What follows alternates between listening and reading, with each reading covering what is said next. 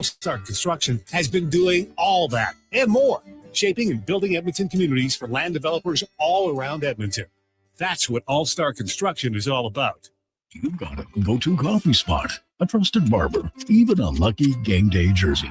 But when it's about looking your absolute best, there's only one name you need, Mr. Dirk. Family run since 1939, we're experts in crafting impeccable tailor-made suits and offering a wide variety of everyday styles. Pair that with personalized one-on-one fittings and the convenience of Bruce Thornton taking it in that thing, and Bruce Thornton is going. You don't have the time. With 14, the Buckeyes pushing that game with 14.3 to go.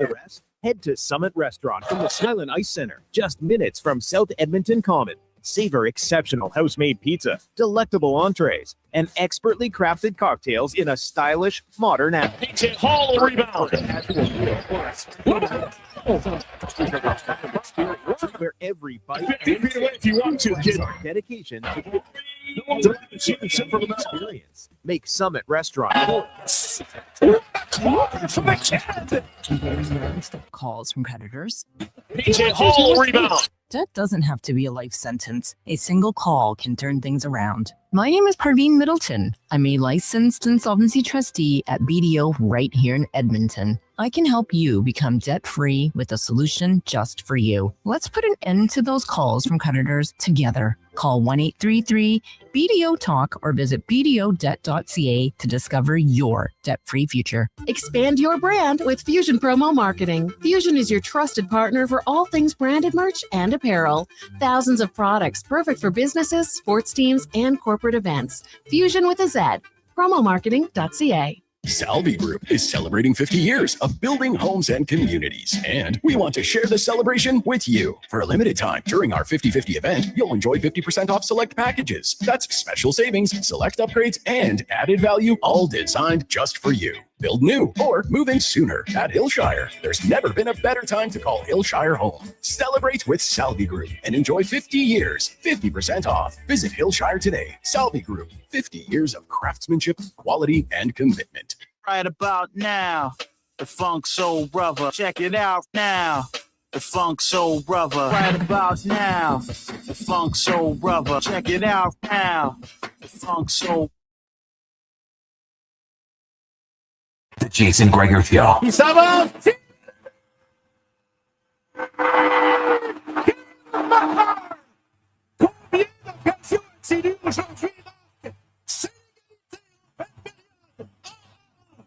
On Sports 1440. Here's Thornton taking it hard to the right, and he got it to go.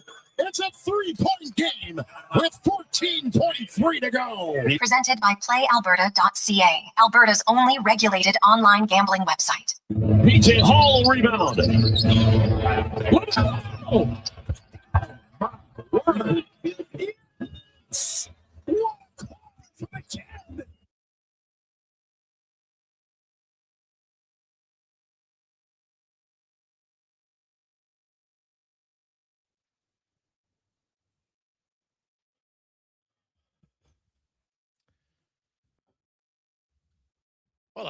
Well, tough Monday afternoon. How are you? And welcome to the Jason Gregor Show, Sports 1440, sports1440.ca, YouTube, Facebook, X, and Instagram. You've had like a day and a bit to get over it. I don't know. For some people, it'll bug you a lot longer than others. It's a one game. There's lots of hype. There's lots of excitement. And, it was a pretty entertaining game. Canada dominated for long stretches. Just couldn't score. And then Hellebuck made some great saves, but we have to call a spade a spade. Nathan McKinnon had a wide open net. The goalie didn't stop him. He just missed the net, which I still can't believe happened. I watched that play numerous times. It's just unfortunate ending for the men's hockey program. The Olympics, I think pretty good success, some outstanding performances from some individuals from lots of different countries, including Canada, across the world. And we'll have to wait 4 more years for another Olympics. Only 2 more years for the next best on best World Cup of Hockey. I'll be curious to see how many teams are involved. There's going to be some new faces on both Canada and the U.S. and other teams. So we'll see kind of how it goes between now and then. And Hey, the Oilers, no rest for the weary, man. They got to get right back at it. Well, they should be well rested, other than McDavid. Even Leon Draisaitl, he hasn't played since last Wednesday, so he should be fine. It is the Gregor Show, as always, brought to you by our title sponsor, PlayAlberta.ca, where you can get involved in the game. Use the Jason Gregor Show specials. Check them out. We got a little NBA action for you, even an outright Quinn Hughes, potentially Norris Trophy winner. Look at his numbers since he went to Minnesota, man. You cannot rule it out. I'll say that. He is in the mix for sure. So we'll get to that. And of course, Casino Live Dealer Lottery and more. PlayAlberta.ca. We got a loaded show for you. Ken Weeble join us from Winnipeg. Austin Mack, new receiver of the Elks. Kevin Woodley. We got Speck. We got Sean Brown. We'll get to the oil report as the Oilers are traveling. Interesting. They're leaving early to get to Anaheim, likely because that just saves less travel for Connor McDavid. So he goes straight to Anaheim, and they'll practice there tomorrow. And then they will have a skate in the morning, maybe, probably optional like usual on game day. Adam Henrique, if nothing, if there's no injury in practice tomorrow or Wednesday, he'll be activated after practice from the LTIR.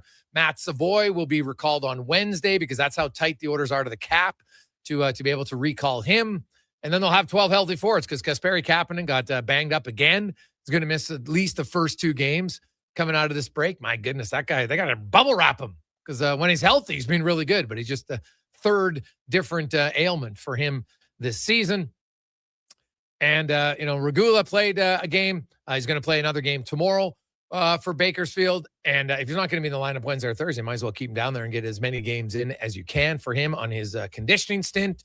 And, people asking, hey, is McDavid going to dress? Well, if he doesn't dress, they're going to have to go 11 forwards because they don't have a 12 forward. So because even if they send Mangiapane or Janmark down to recall Szymanski, they still only have 12 forwards. So I could see McDavid dressing on Wednesday, might just not play huge minutes. So we'll see. 833-401-1440, 833-401-1440. Sean Brown is here. Brownie, how you doing? Good. It was good to run into you yesterday out in Ardrossan. You had your chest out and head high sounded like a win for you guys, and a very you were loving walking through the lobby there. There's nothing better as a coach walking through with a win. Oh yeah, right? Normally, normally I always go that rink. Normally, you walk out of dressing room, you just go out the left, but the doors are shut. So it's kind of like, what the hell's going on? So then it's almost like the walk of shame walking through everything. So sounded like it was an emotional game. Yeah, if the boys lost, the boys on both teams, right? A little emotional, and it wasn't that crazy. Nowadays, I think people freak out a little bit more, but there's a little pushing and shoving after the final whistle. But some kids, they don't mess around. Some kids get suspended if you hit somebody after the final whistle. Well, that's so. Unfortunately, playoffs begin next weekend, and I think there's going to be some suspensions, which sucks for those guys. I can tell you that. So we'll see what happens. How's it for you? Like, how's your fun meter coming down the stretch? Me working with Strathcona, like it's a tough time, right? Because everyone's been together for a long time. And, some teams you're trying to just kind of push through the finish line, and other teams are still enjoying it. Where's your fun meter at? Oh, I think it's high, man. I'm lucky. We got a good group of kids. Yeah. Our team's competitive in our league, and we're in the so we're in tier 1, and there's 14 teams, right? Everybody makes the playoffs, kind of like a qualifying round. Yeah. And you got to finish top 2 in your pool. Yeah. And if you do that, then you move on to the elimination games, and my team has a decent chance, I think. But in the playoffs, I try to tell kids, we had a practice literally at 9:15 on Sunday morning. Right. Oh. So right after the game, and it was because we drove there after the third period ended, and got there, and we're going to watch it. Just there was actually a TV at the Garrison, and we're going to watch it, and boom, Hughes scored right away. Yeah. And my son was in the car. He had it on, watching it on the phone. We were just parked there because we got in and the period started. I said, well, we'll wait for a break and then we'll run in to watch on the TV. And there was no break. And Hughes scored. And my son just puts the phone down and didn't say anything. He just got out of the car. And I could tell he was annoyed, obviously. Yeah. But then we practiced. And I honestly think for the kids, because I got to practice right away, you kind of you're not stewing in it. Yeah. Right. Because I had people still a few of our coaches came and they're just like, God, they really. Yeah. So, the boys talked about it a little bit in the room. And then afterwards, they said, okay, guys, we got playoffs. Right. Yeah. And you know what? The best team doesn't always win. So we got to play as hard as we can. Yeah. And you know what? It's, even if we lose, hey, I'll be proud of you guys if we do our best. So I don't know if they if it really resonated or not, but I think the practice softened the blow for the kids a bit. So our association is funny because my wife helps out with the ice allocation, and she's like, "Oh my God, why is everyone giving their ice back?" Yeah. And so I was like, "Well, the Olympic Games, right? So we allowed everyone to give because normally you get fined if so we were eating the fine. Well, see, we were. Because I had asked that, and the manager's like, no. And I'm like, are you kidding me? So I was like, whatever, I'll get there. And as long as some person's on the ice to start, everybody else can trickle in. Because I knew overtime wouldn't last that long. Yeah. And but away we went. And, we had pretty much, I think, every kid but one that was there. So got to wheel around, and now we go. But yeah, it was tough. So, hey, let's get to the Spec Report a little early today because he's flying out to Anaheim. Spec Report brought to you by GS Construction, your underground infrastructure specialist.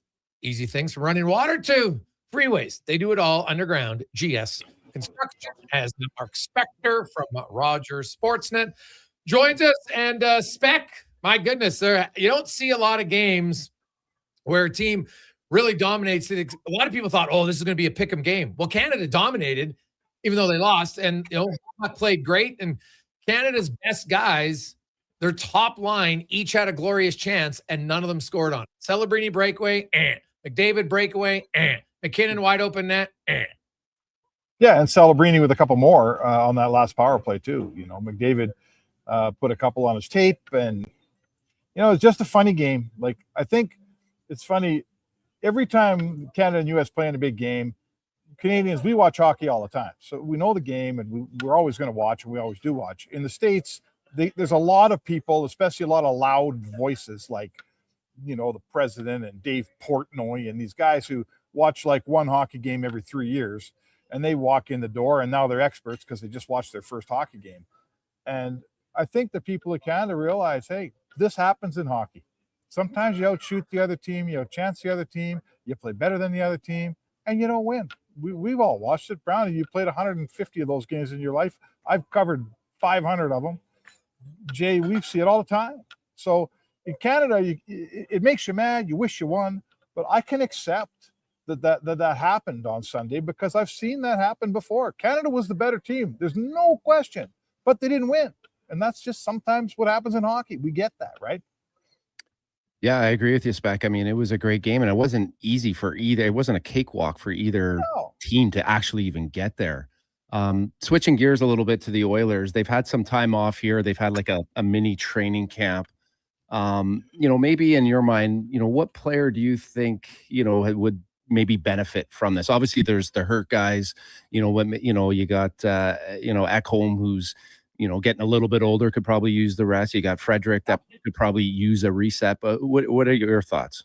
Yeah, I mean, first of all, I know that we've all sat around and talked to Matthias Ekholm, and he has brought it up how it just feels like you've played every second day since October 1st here. It's been a pretty crazy schedule.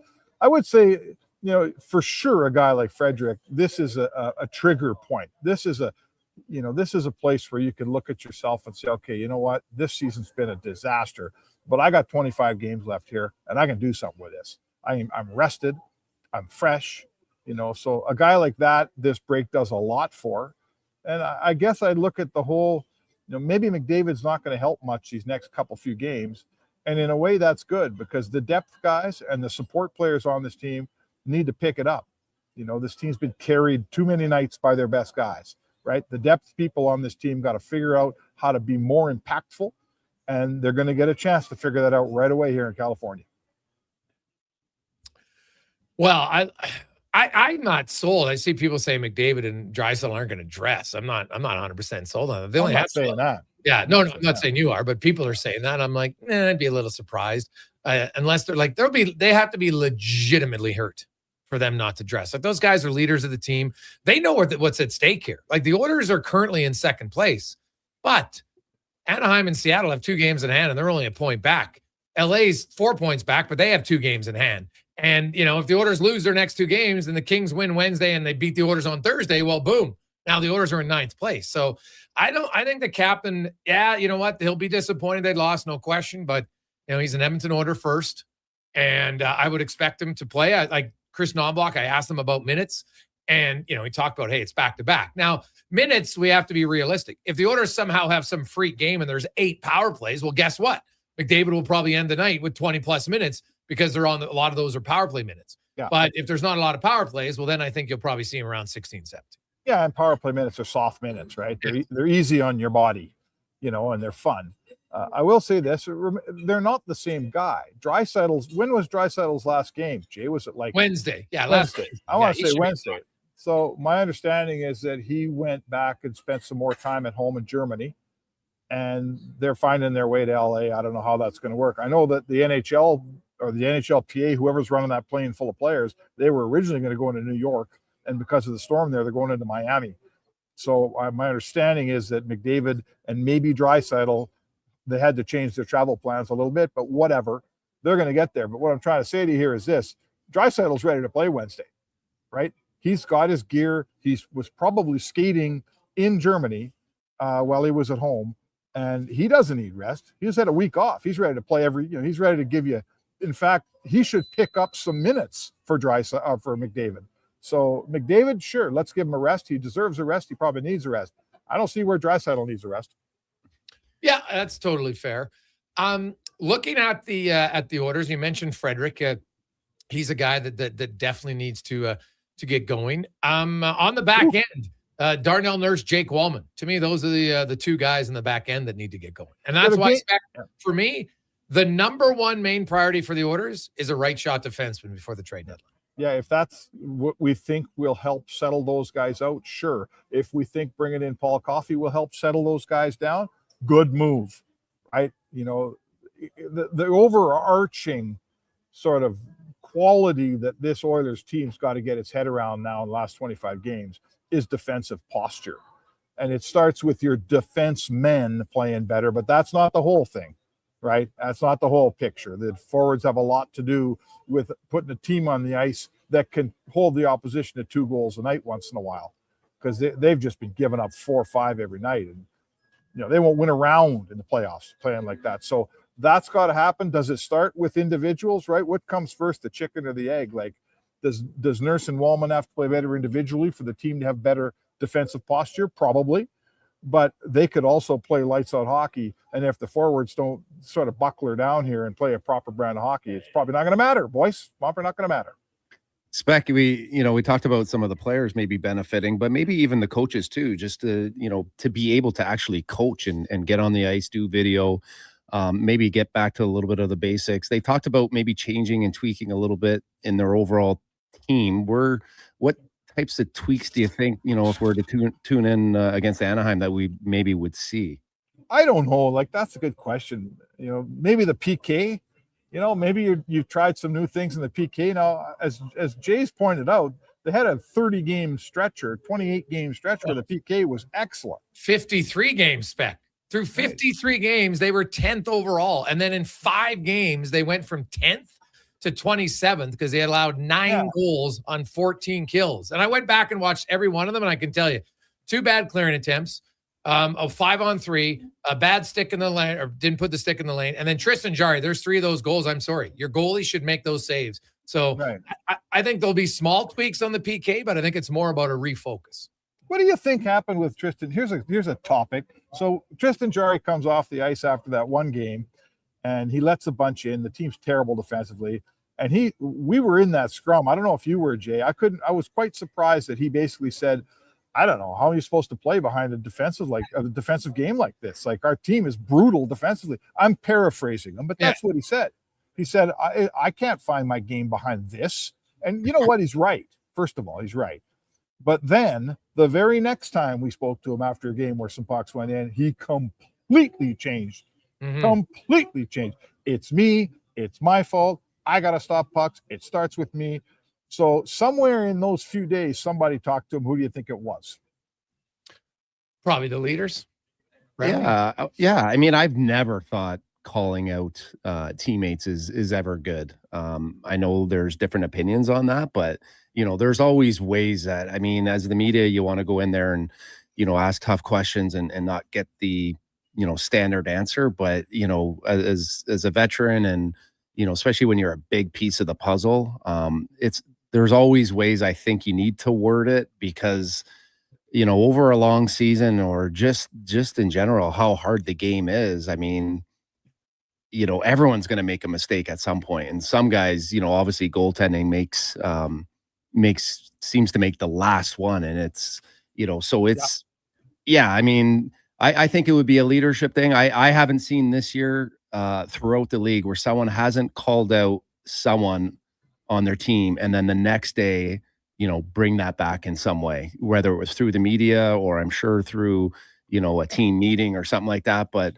I think when the emotion actually settles down and you think about it and you come back, I mean, this guy's been around the league. He's probably been around one of the best leaders of the game in Sidney Crosby, right? So, I think that the overall group would probably address that in some way. And I think having a guy like Paul Coffey now, I mean, it's, these guys have all done well in their careers, but it's different as an athlete, at least from my point of view. When you have these guys around the dressing room, whether they're, what it was like back when I played, Al Hamilton was around, Hunter, like it just seemed like there was all Lucy Lalonde. I think he was kicking around, wasn't he? Tons of, it actually, it means a lot when these guys are around. And when you have a guy like Paul Coffey that, regardless of the video and the technical part of the game, when they speak, it carries a lot of weight just because of, they've done everything they're asking you to do. And I think having him around is really going to help with that. Yeah, I think that's probably totally fair. And you know what? Hey, he'll work on guys more, I think, on the mental side than anything else. I think their in-game management is something that I talked to Chris Knobloch about directly. And he said, hey, I think like we're missing something a little bit on the staff. And so obviously, he's worked with Coffey, so he knows what he can bring. Spec, what's your expectations on Henrique? And barring a practice malfunction, he's going to be activated from LTIR Wednesday after the morning skate. Yeah, I have to think he returns as your third line center. It sounds like, you don't know what's going on with the cap. You don't know if Bowman's going to be able to make a move. It doesn't sound like Szymanski's going to be wearing an Oilers jersey in Anaheim. Does it? What do you think? No, and well, we'll know officially tomorrow because they'd have to put somebody down on waivers. But I think they're really behind him. And I think, but here's my thing, Spec. What the hell are you waiting for? Like, I'm sorry. Like, I know the veterans, but how much more leash should the veterans get here? At some point, you're like, hey, man, I've given you enough opportunity. You've never done anything. Like, yeah, I know you can hope, you know what, this 3-week break is magically going to fix all of them. I think that's a magic. You're going to need some special magic potion for that to happen. Well, to follow through on what you're saying, it would require basically sending a veteran to Bakersfield. So which veteran you send in there? Mangiapane. Okay. What about you, Brownie? I'm probably sending Janmark. Yeah, it's going to be one of those two. Yeah. What about you, Spec? I mean, I don't know what's going on with Mangiapane's trade status. We had this conversation also. I'll make it quick. But if I got a deal pending for a guy and I think I can trade him, I'm okay. If I think I can trade him, he's not going to the minors. That damages my trade. So he ain't going. This team's not sending Janmark down to the minors at this point. Sorry, boys. He's the coach loves him. He's a veteran here. I know what he does. I watch the games too, right? There's no offense there at all. He would be considered part of the solution, not part of the problem, in my opinion. He's got to play better. And to me, the guy I'd send down a heartbeat to work in this game is Frederick. But you got this guy for 8 years. Not very often you sign a guy to an 8-year deal and send him to the minors in his first year. That really damages a relationship. Yeah. Here's the thing on Janmark. I'm going to say, I think Janmark, I think the coach says, you know what? I gave him every opportunity. But I won't be surprised here down the stretch that, unless Matthias Janmark actually has a pulse offensively, you're going to see him become a guy who's in and out of the lineup. I don't think he's a regular in the lineup anymore. Okay. And if you think you want Szymanski to play for your team, and I suspect the Oilers do, then we've got to make some room here. There's got to be some room. But all of this is happening, you guys, with the backdrop of the trade deadline coming along in 11 days, right? So when we talk about moving players around, the GM's got probably 6 lines in the water on different players right now. And that's that's probably painting a different picture than any of the three of us can really explain, because I don't know what kind of players he's got, how much cap move stuff's got to move out, who he's looking at, what position he's looking at. We don't know any of that stuff, so it's hard to tell. What about the Ducks and the Kings, the Oilers' first two opponents? Do you expect the Kings to do anything with Fiala out? And what about the Ducks? How aggressive do you think Pat Verbeek will be? I think when I'm Pat Verbeek, and I've been at this thing for as long as, that rebuild's been going on for a while here. If I'm not mistaken, they've missed the playoffs for good 6, maybe 7 years in a row here. They got a shot. They're hanging on to the bottom wild card spot, and it would really, really be a valuable, how would I call it? Like just a benchmark to make the playoffs. So I think that Patty Verbeek will be active at the deadline, and I think that I'm not telling you they got to go in the playoffs even and win a round, but for that team to make the playoffs, it's been a long haul down there, man. So I think he'll be active for sure. And Kenny Holland's in a different spot. He's got a team that's been a playoff team every year. If they fall out of the playoffs and don't make it this year, that is definitely failure in his first year as the GM. He can't let that happen. His team. He can't walk in the door, guys, in LA and say, well, we've been in the playoffs every year, but then I showed up and we started missing them. That can't happen. So he's going to do whatever it takes to make a playoff team out of the LA Kings. I wish him good luck. I'm not sure he can do it. Spec, we'll let you go. Get on your plane. Whatever you do, don't stand up when the plane lands when you're in row 28, okay? Just relax. You can get off in orderly fashion. Yeah. Okay, thanks for the tip. That is Mark Spector, the Spec Report, brought to you by GS Construction. I would love if somehow airlines would start inducing fines for the people. Like the runner, the guy that just gets up and he just stands. I'm like, why? Like, where are you going? Yeah. Because usually I've been on planes where they announce, we have so-and-so who's trying to catch their connecting flight. Please let him off first. Yeah. I have no problem with that. I'm like, where do I got to go in such a big rush? Like those 2 minutes affecting my life, they're not. But sure enough, even when they do that, Joe Smith, who's super important. I got to stand up. Why can't I get up? Because you're not going to miss your flight. Yeah. Like, figure it out. Maybe one day you will. That's why I do it. But, it's the worst. That's funny because back in the day when I first came in the league, we used to fly commercial, and you'd always have that one guy. But everyone would yell, we got a runner, and then someone would get out and stop him. You could see the frustration. You'd be looking around and you're just, you're covering the aisle. So I don't, for me, it's just, it is what it is. The more actually everyone just kind of sits back and takes their turn. Obviously, the quicker you get off and stuff. Way better. Take a quick break. We'll come back. We got more Jason Gregor, Sean Brown through Sports 1440. A lot of texts coming in. 833-401-1440. We're going to talk about some right defensemen.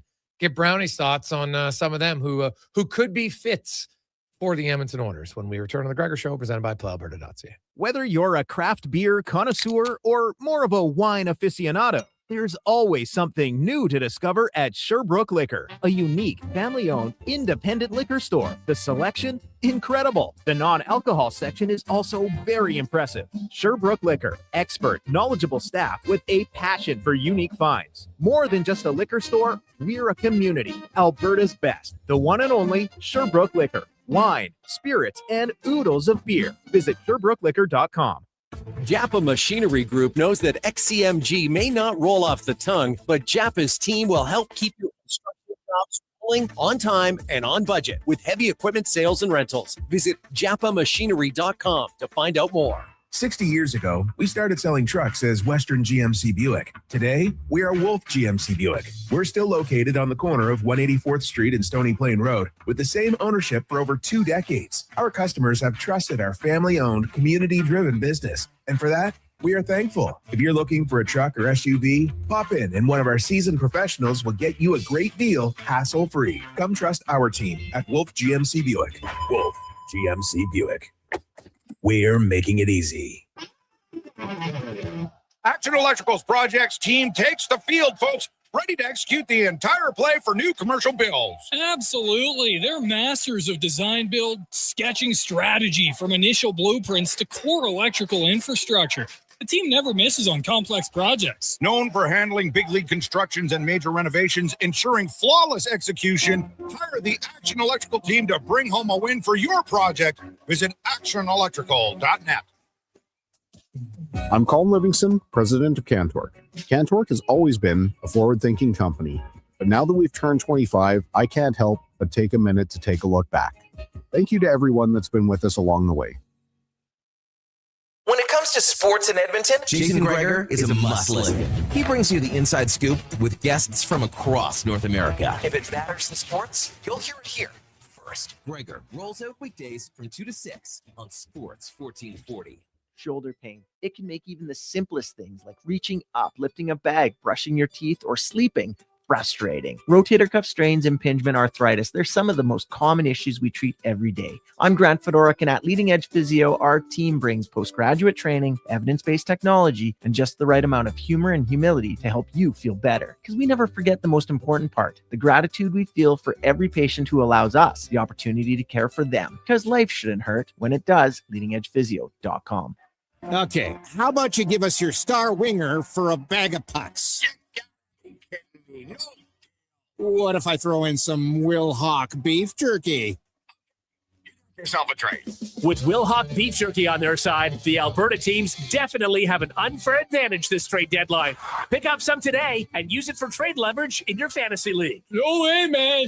It's way too good. Will Hawk beef jerky, only available in Leduc. Get yours today because you don't win trades with salad. Oodle Noodle Origins. In 1864, Francis Oodle took over his dying father's business as a leatherman. He was quite proficient, but his heart was never truly in the trade. After his father's death, Oodle met a cocksure young man named Vladimir Nudell, who was a trailblazer in the popular new art of food boxes. They formed a partnership and aimed to ply their trade in the new world. At Ellis Island, Nudell was renamed David Noodle, and henceforth, the franchise has been known as Oodle Noodle.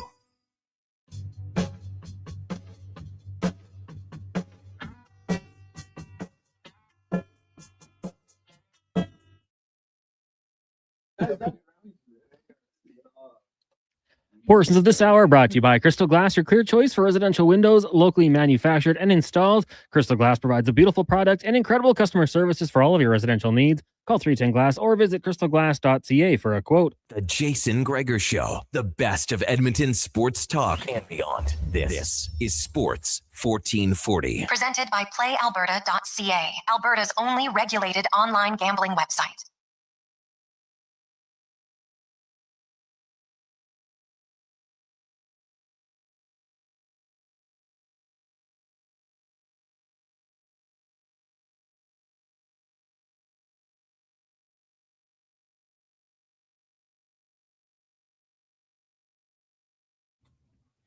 We continue on Monday afternoon, Sports 1440, sports1440.ca, YouTube, Facebook, X, and Instagram.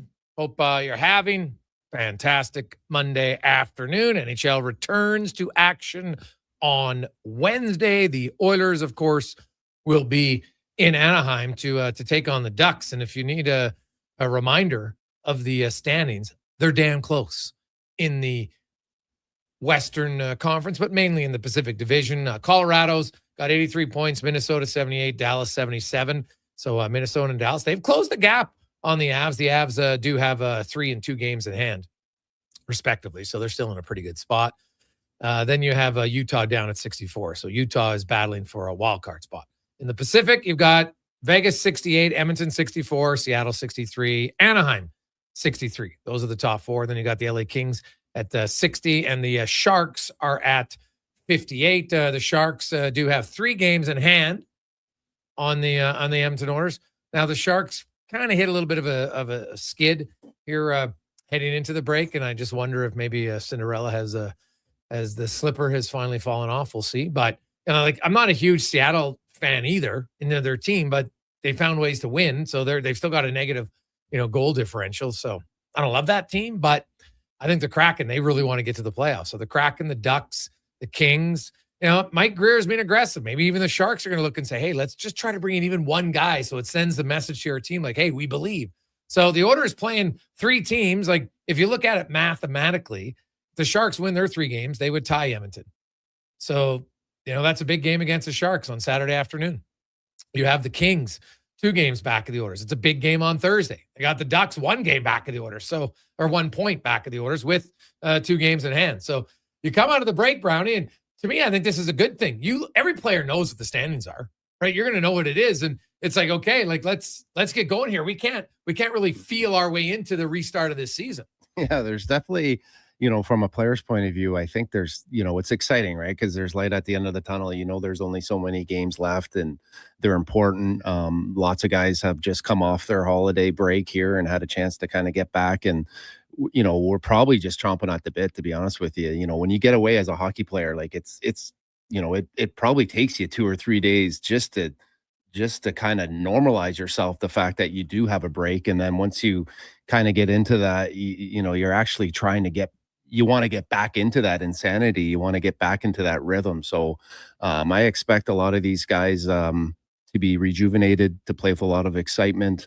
Whether you've, been doing well up to the break, you're going to want to continue that. And it's kind of a reset for a lot of guys to be like, hey, I can, change this season into, more of a positive. So I'm really interested to see. At the end of the day, I know McDavid and Draisaitl have played a lot of hockey. I have no doubt that, they're not going to want to take any time off and they're going to get into it. But this really does give, you look for opportunities, and this really does give a guy like Mangiapane an opportunity. And I think it's really important for him to take advantage of this, because the better the depth guys play, the less I think you're going to have to go to McDavid and Draisaitl, and maybe you can kind of save them a little bit. But if the depth guys and certain guys aren't going, I mean, it's just, you've seen it with Cooper, and, everyone talks about, using McDavid and Draisaitl, your top guys, a little too much. I mean, it's easy to do because you know what you're going to get. So these depth guys are going to have a real opportunity. And I think if they can take advantage of it, you can kind of hold back and maybe save some of those minutes for a little later on. Yeah. And it's an interesting one because you got to win the games, right? They need wins. Like the Oilers aren't sitting here 15 points, ahead of everybody else. So that's going to, hey, you've coached, right? It's easy to say the strategy until you get in the game and you're like, God, we need 2 points. Now it's in the third period. It's like 97. Okay, you ready? Yeah, let's go. Yeah. Like, I get why it happens. Like, it's very easy at times. Everybody's like, hey, John Cooper, greatest coach ever. He coached the team. I can't believe he's playing McDavid that much. Well, yeah, because he's the best player, right? And he gives them a chance. And guess what? Canada outplayed their teams. They won. They got all the way to the gold medal game, and they just couldn't finish, unfortunately. But now Knobloch, you got back-to-back games. So obviously you do want to limit McDavid's minutes somewhat, but the guy's in unreal shape, always is. So, and he wants to play. Like, I think McDavid, that loss is going to sting, no question. It's different than a playoff loss, though. I know it's big because the world's watching, but it's one game. Whereas in a playoff, you build up. Okay, we won round 1. Now we won round 2, right? Like, it extends for a 2-month gladiator battle, right? So it's just different, not better, not worse, just different, right? Yeah. You don't have a whole country cheering for you when you're the Edmonton Oilers, right? You got a fan base, and, you have maybe some other people who are like, oh, okay, I can kind of cheer for them maybe a little bit. But when I look at this, like McDavid, the last thing he wants now is for the Oilers to lose some games and they miss the playoffs. So not saying that he's just, shouldn't be, monitored a bit, but I don't think we're going to see him play 14 minutes is what I'm trying to say. I just think that's what makes him so special, is like, he's not going to be wanted. He doesn't want to be monitored. That guy's just a hockey player, and that's what he thinks about. That's what he wants to be. He wants to win. He wants to compete. So, he's going to be chomping at the bit to probably get back with, his teammates. Like, not that the Olympics wasn't his team, but like, this is his team. This is, I'm sure he, made has a lot of relationships with a lot of those Olympic guys, made some new relationships, but this is his team that he probably feels the most comfortable with. And that he knows exactly the picture and the story that's going on here, and how important he is, and how important the points are, and what he means to this team. So I don't expect him to want to have any time off, and I don't really expect and don't think the coach will necessarily, manage that, because I just think that his game just brings it. Yeah. Right? He's special. He's unique. He's different than any other player that's really in the league. Now, this just coming down. I'm going to get Declan to get his microphone on because I am very curious about this news. So this just coming down on Saturday, September 19th. Some big names in boxing. Now, older names in boxing. Floyd Mayweather and Manny Pacquiao are going to fight in a boxing match at the Sphere in Las Vegas. Now, people have seen events at the Sphere, like the place is unreal what it can do, and it's a big show and glitz and glamour, but both these guys are in their 50s. And I know that boxing has seen guys come back before. You know what? I always to me, this is all about money. And as a boxing aficionado, Declan, will you watch? I will watch, but you didn't need to turn my mic on for this one. I can't say anything you guys couldn't have. It is a sham. It is a money grab. I would actually implore people not to watch it because it's going to be so bad for the sport of boxing. Like you said, Floyd, he's 48. Manny, he is fighting again, but he's in his mid-40s as well. Sham of an event, money grab. Don't watch it. Yeah, like it always bothered me that at the peak of Manny Pacquiao's career, Mayweather always dodged him. Well, so Floyd wanted specific anti-doping testing done, which was essentially random blood and urine testing that Manny never agreed to. So that's why the fight didn't initially happen in 2009. Would you say, Deck, would they have a little bit more in their tank left than maybe Mike Tyson? Yeah. Well, no, but here's the thing. If you watch the Tyson fight, you'll see where he kept pulling up, right? On every combination. You can go back and they've had boxing like experts break it down. You see him here and now he's going to follow up, and you can see, all of a sudden when Paul talks to him, like, whoa, you want to get paid? Or I don't know what he said. You think it was rigged? 100% it was. Really? 100%. You think it was rigged? I don't know if it was rigged, but I think there was Do you think Tyson was punching his hardest? I just think you're 60 with a lifetime of heavyweight boxing. Your fast twitch is gone. Your reaction, like he couldn't even walk. He didn't know he had pants on before the fight. But watch him follow up, like his combinations he did early in the fight, and then all of a sudden after they clutched, then magically they stopped doing it. Like I'll tell you this really quickly, and then we can shut me down here, because again, that Mayweather pack, it's basically a non-story. I do think Anthony Joshua and Jake Paul had some wink nudge hug discussion about whatever that fight was, because there's no reason it should have gone as late as it did. Well, 100%, man.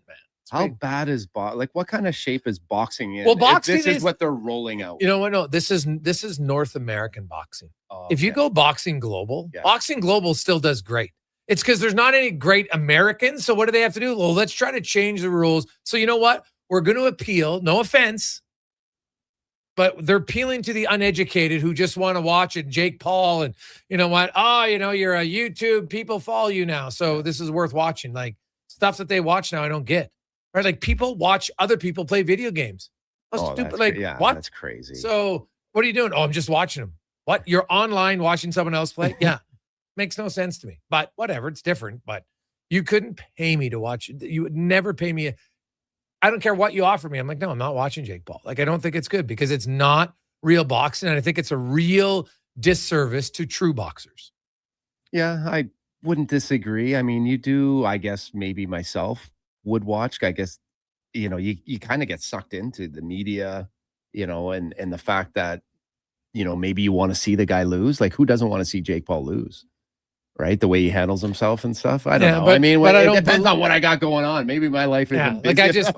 I just don't believe that. Yeah, you want to watch him lose, but he's only going to lose on he makes the rules on how hard you can hit him and when you can hit him. Like, you know what? And people still fall for it. That's that's terrible. I guess the one thing that the UFC does a good job, Deck, and I think we've talked about it before, is just they don't dodge anyone. Right? Like your top guys fight your top guys. And, if you lose, your career's not over. They just keep on. I think the UFC just seems to do a better job at guys when they're at their peak, a little bit their better. prime, or seem to be at times, going at it. Sure. A little like bit your more. number one. They give you the fight that you want to see. In a lot more cases, you're bang on. Like, when they unified all the belts in boxing, that would help, but there used to be too many belts. Right. So that you have WBO and the WBA, the WBG, and I'm just making up that one. But you know what I mean? There's so many different ones. It's not good for the sport. So like there's not the NHL and then the NHL DA and then the NHL SA and all the different guys are playing. Like you have pro leagues in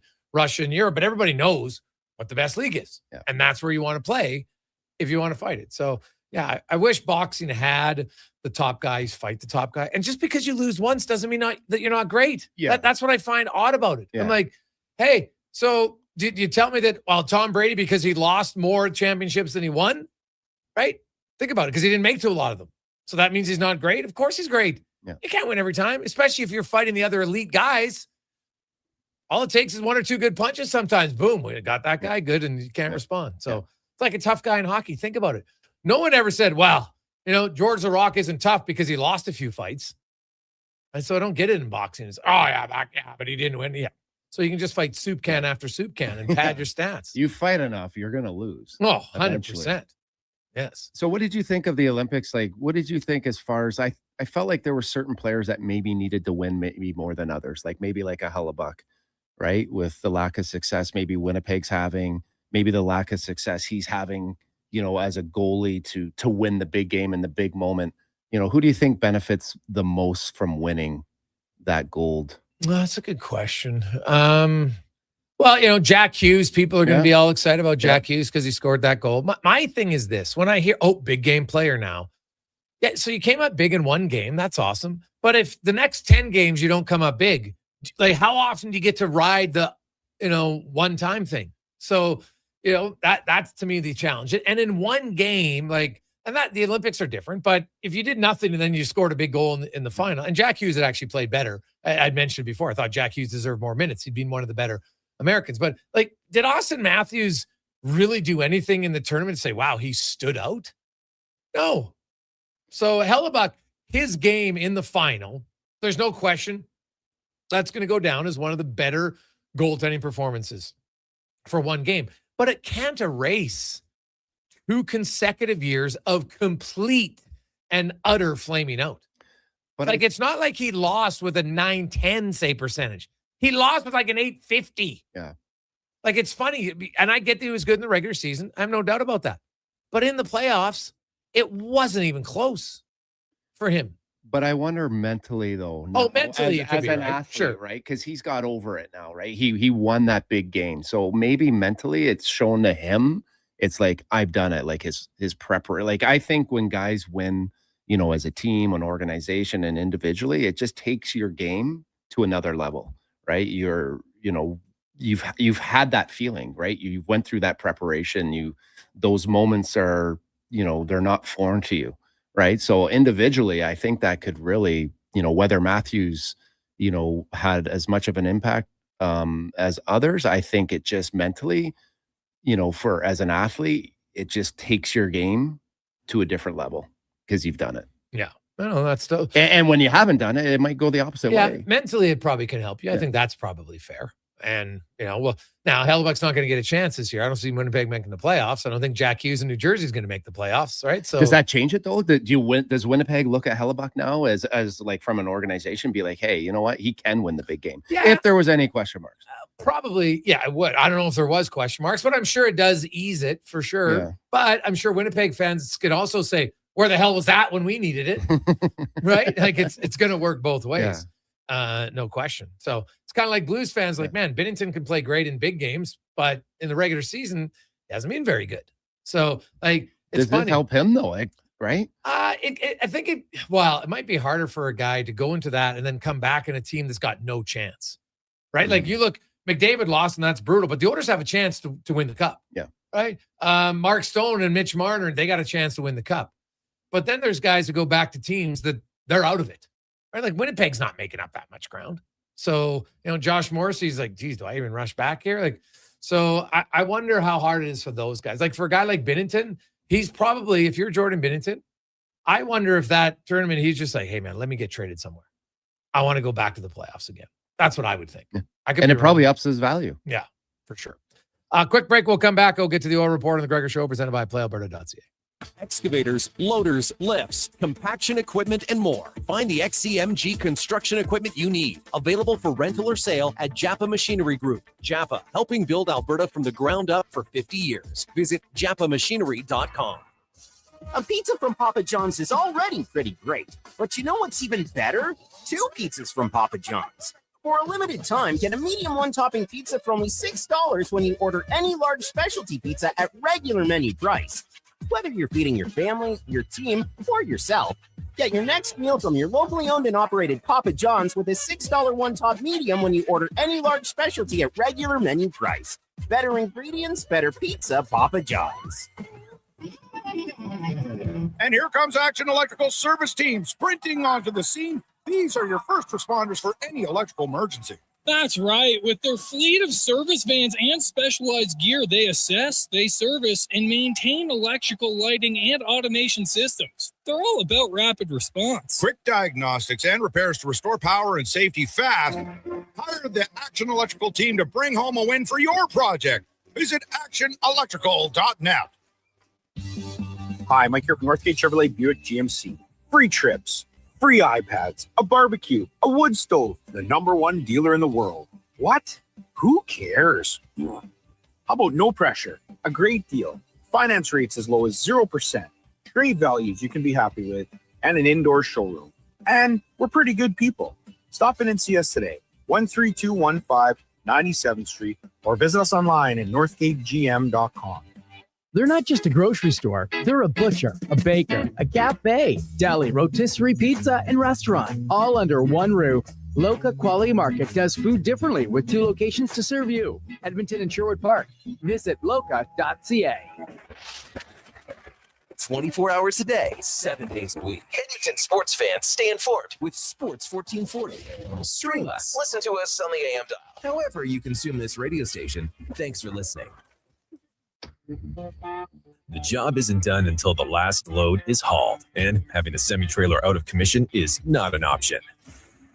Whether replacing or adding to your convoy, Edmonton Trailer has a huge inventory of new and used semi-trailers, trusted by the gravel, logging, oil field, fluids, and freight industries. Find a trailer right for you online or at one of their 3 locations. For sales, service, parts, rental, and finance, when you're in it for the long haul, Edmonton Trailer. You've got a go-to coffee spot, a trusted barber, even a lucky game day jersey.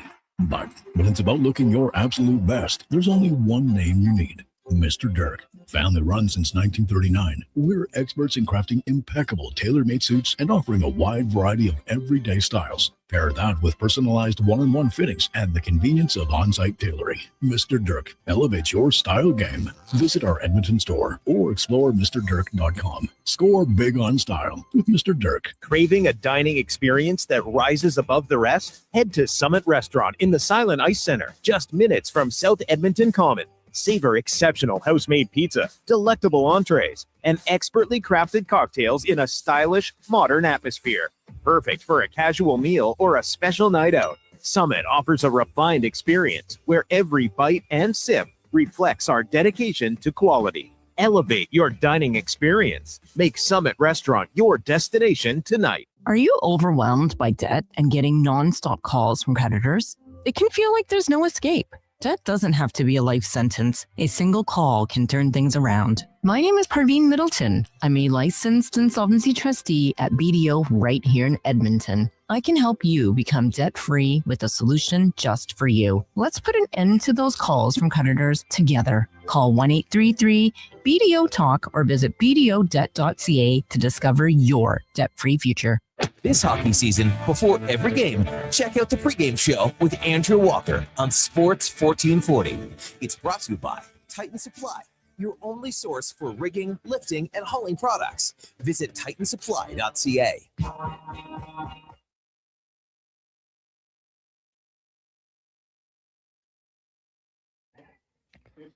Portions of this hour are brought to you by CanTorque. We offer sale, rental, repair, and calibration of hydraulic, pneumatic, and battery-powered torque wrenches, stud tensioners, and flange maintenance equipment. Order today at CanTorque.com. This is Sports 1440, where Edmonton talks sports. On YouTube, Facebook, and X. Here's Jason Gregor. Brought to you by PlayAlberta.ca.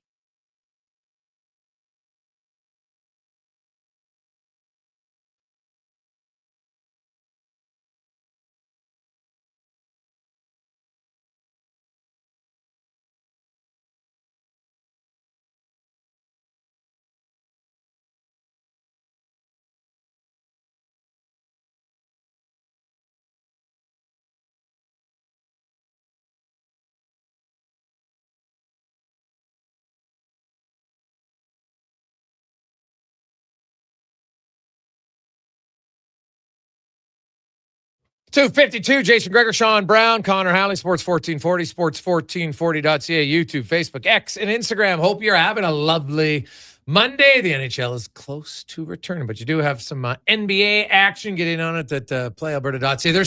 There's actually an interesting game to watch for tonight. If you're a fan of can the streak end? Because the Sacramento Kings have lost 16 games in a row. They've lost 21 consecutive road games. Hey, Deck, do you know what their last road win was? How about in Miami against the Heat in early December? So, hey, do you feel that the Kings, who are not they're not even really huge underdogs against Memphis tonight? So we'll see. Also, though, a heavyweight tilt if you're an NBA fan. The Spurs and the Pistons, two of the best teams. They don't face off against each other very often, but they play tonight, and then they also play again next week, which is awesome. Like, these are two of the top 4 or 5 teams in the NBA. So you got those two, and then you got the bottom feeders at the other side. Then you also have Houston. That should be a blowout win against Utah. But you can have a little fun with it. Check it out, the Jason Gregor Show specials at playalberta.ca. We got a lot of text coming in here. Hey, guys, Matthews wasn't standing out offensively, but is pretty good defensively. A lot of his backtracks and effort getting in the passing lanes multiple times when Canada was on the rush from Montana to Rice. Yeah, sure. What did he do offensively? Passed up his best chance. I didn't really notice him. Like, I don't think Team USA picks Austin Matthews and say, you know what? It's going to make good defensive reads. Like, that's nice, but come on. So that's why I know they're all like, and I get it. Your teammates, you're going to defend your teammate and have his back. And maybe winning this will change. You've talked about it, Brownie. Maybe it injects something in it. But my concern about Toronto has always been that they don't have an alpha. Who's the guy that takes over the games? They never had a guy there. Matthews was part of the team, played a role on the team. He wasn't the alpha. At any point in the tournament did he dominate a game. And you're just like, damn. Look at Austin Matthews. He was all over it tonight. Quinn Hughes had those moments. Jack Eichel had those moments. Right? Connor Hellebuck had them. Obviously for Canada, Connor McDavid did it. Celebrini did it. McKinnon did it. Did McKinnon did it? I didn't see him do it. Just because you didn't do it. Not in the final. But I'm saying he had other games where he was pretty good dominant. Really? I was actually disappointed a little bit in McKinnon because McKinnon was sick. I thought McDavid's better. Yeah. But I thought they would have been a little closer with how dynamic, how explosive, how strong. I was actually a little bit disappointed in him. So I don't think by not having a good Olympic doesn't mean you're not an alpha. But has McKinnon ever showed you he's an alpha? Yeah. Okay. That's the difference. So he didn't need to prove he's an alpha. He's done it numerous times. Yeah. Has Matthews ever done it? Ever in a playoff, has he ever been like, God, this guy took over the series? Yeah. Never. Yeah. I don't even think he's taken over a game that often in the playoffs. I guess. So that's what I'm talking about. Like, nothing he played well, but he didn't do anything to stand out. But I guess he found a way to do something, add value. I mean, you're paying the guy to score and you're paying him to be offensive. But on his team in the playoffs. Are you just talking about the Leafs? No, I'm talking about to be an alpha means you got to carry your team. Absolutely. Toronto's not going to win if Matthews is like, you know 100, what? Yeah. That's my point. Yeah, well, for sure. And I agree with that. But in the Olympics on this team with so many good players, I mean, you're not paying him or you're hoping that he's going to produce more and put up more, but at the end of the day, he found a way to contribute. I mean, that's kind of negative, but he was just part of kind of the important thing. He didn't stand out. As my whole point was Matthews did nothing to make me say, wow, he's going to take this and carry it into what does he lack? He won and he'll feel good about winning. That's awesome. I think he could take something from this. Really? Oh yeah. He was you're a part of that. Like, just to be in that environment, to be a winner and to see the practicing, the preparation, to be just around those guys and see how they prepare. Those guys are always looking for the advantage to add, their preparation and what they do and to see other guys' preparation. And you're always taking bits and pieces. Yeah, right? I think that experience for him would definitely benefit him. Yeah, maybe. I just think a guy like Macklin Celebrini has potential to take way more out of it because he watched McDavid, played with McDavid, but then also elevated himself and be like, you know what? Hey, I can be a leader, right? Like there are games where they're looking for Celebrini, for God's sakes. You know, McKinnon and McDavid, they're passing around. Oh, geez, there's Specklin. Let's get the puck to him. Like, you don't think that makes him feel good? Like, you never saw, like, did Matthews ever, was he a threat? No, I mean, So to me, that's what he's paid for. He's not paid for to be reliable defensively and be a third line center. Celebrini deserved everything he got. He was outstanding. I mean, what also helped him too is he had some early success, right? In his first game scoring, what was that high deflection, right? And that kind of obviously was something big that you can kind of build off of. So you know what? Austin Matthews at the end of the day has kind of stumbled a little bit in Toronto and has to try and find it there. I agree with everything you're saying. Those two guys, Nylander, have to take another step in their leadership and kind of carrying their team on their back. But if this experience as a whole has to be he's going to take something from this, and the Toronto Maple Leafs are going to benefit from it. His career is going to benefit from it. 833-401-1440, 833-401-1440. Got lots of other texts. Hey, guys, what do you make of the break and how it could help a guy like Zach Hyman? Yeah, well, Hyman, you know what? He missed start of the season.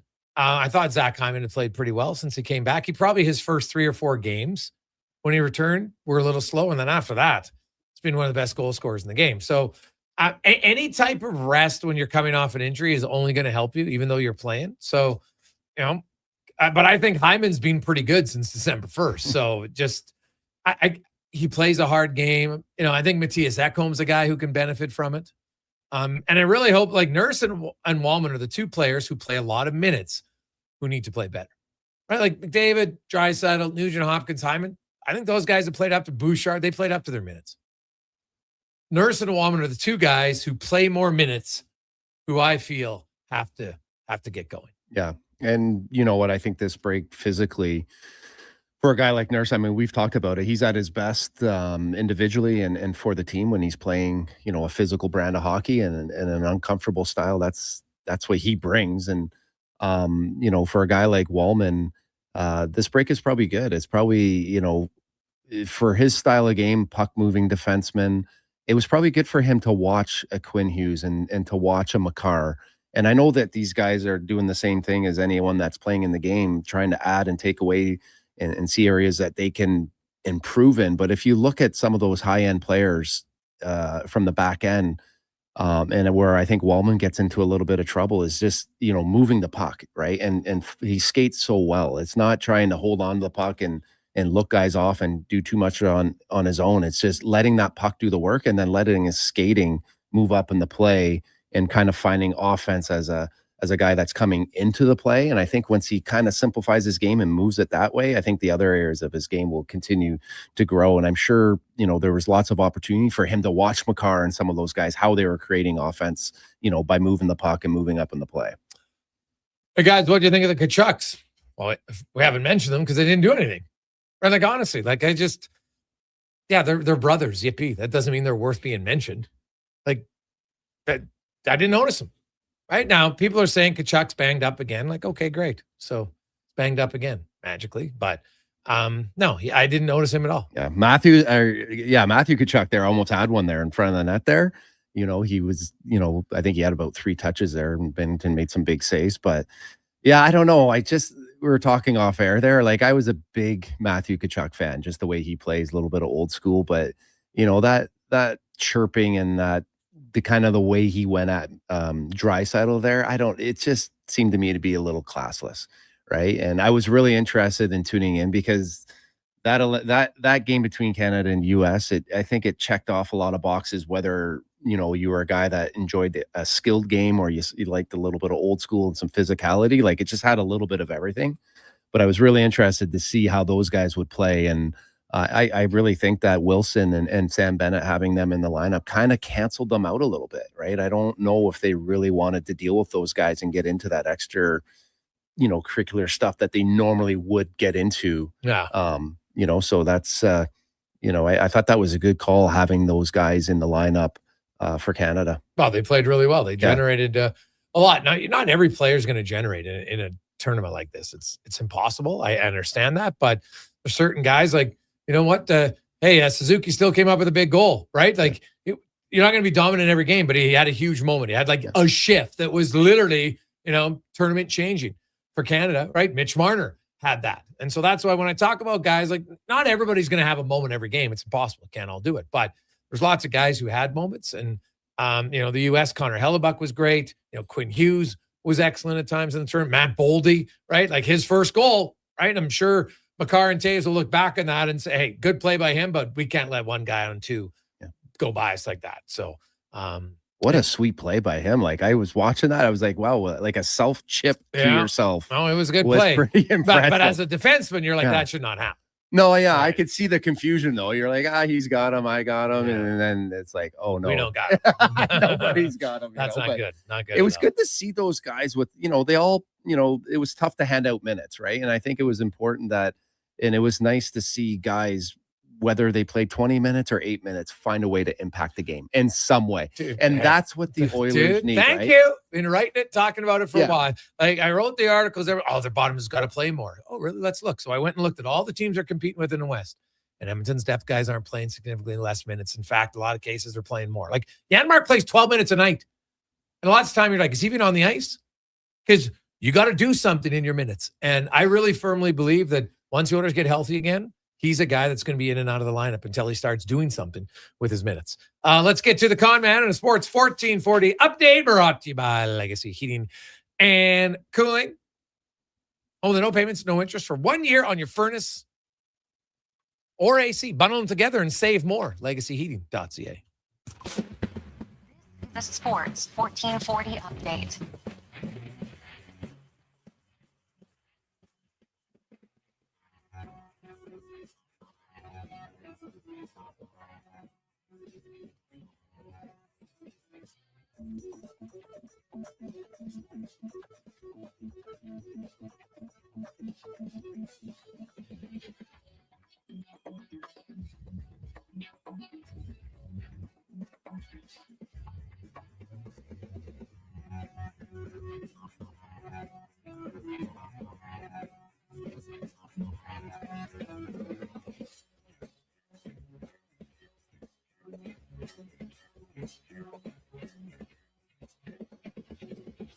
It's Sports 1440, a Stingray radio station broadcasting on Treaty 6 territory. Download the free iHeartRadio app and listen to CKJR wherever you go.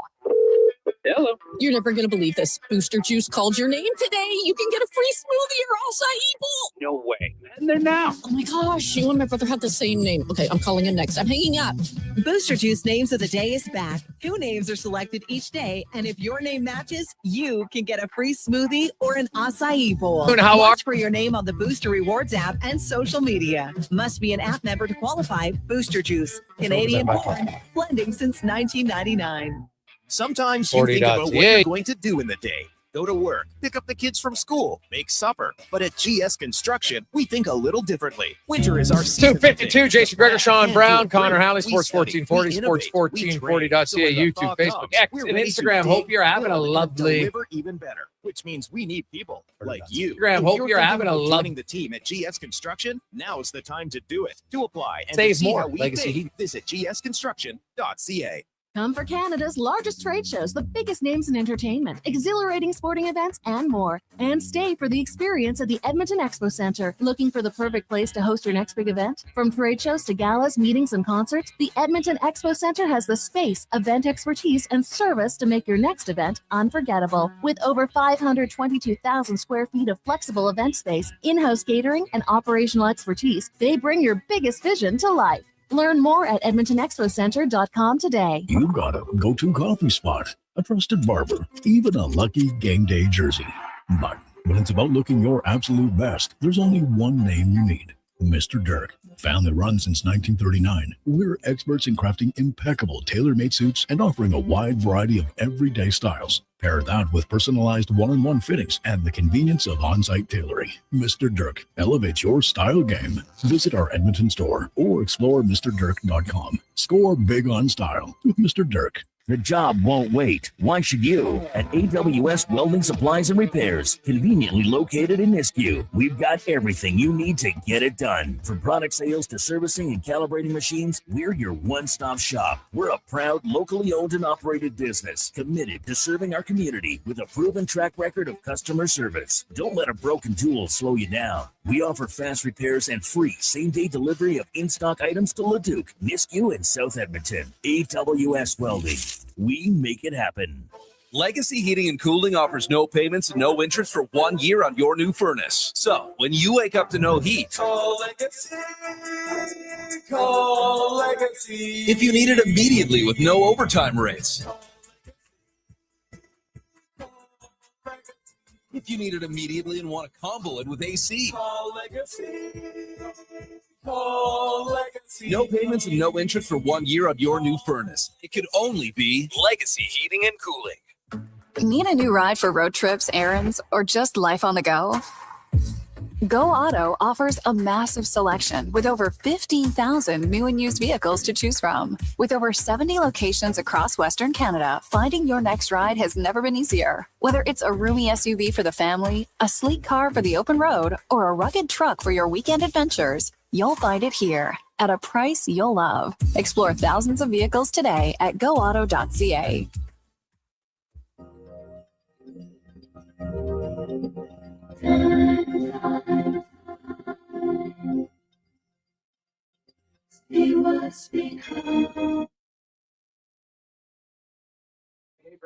Portions of this hour brought to you by Japa Machinery. Japa is digging deep on their 50-year history of supporting Alberta's construction industry with their line of special edition blackout excavators.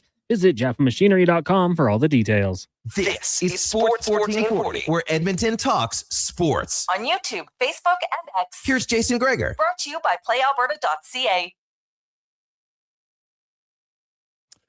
Just after 3 o'clock, welcome back. Gregor, Brown, Halley, Sports 1440, sports1440.ca.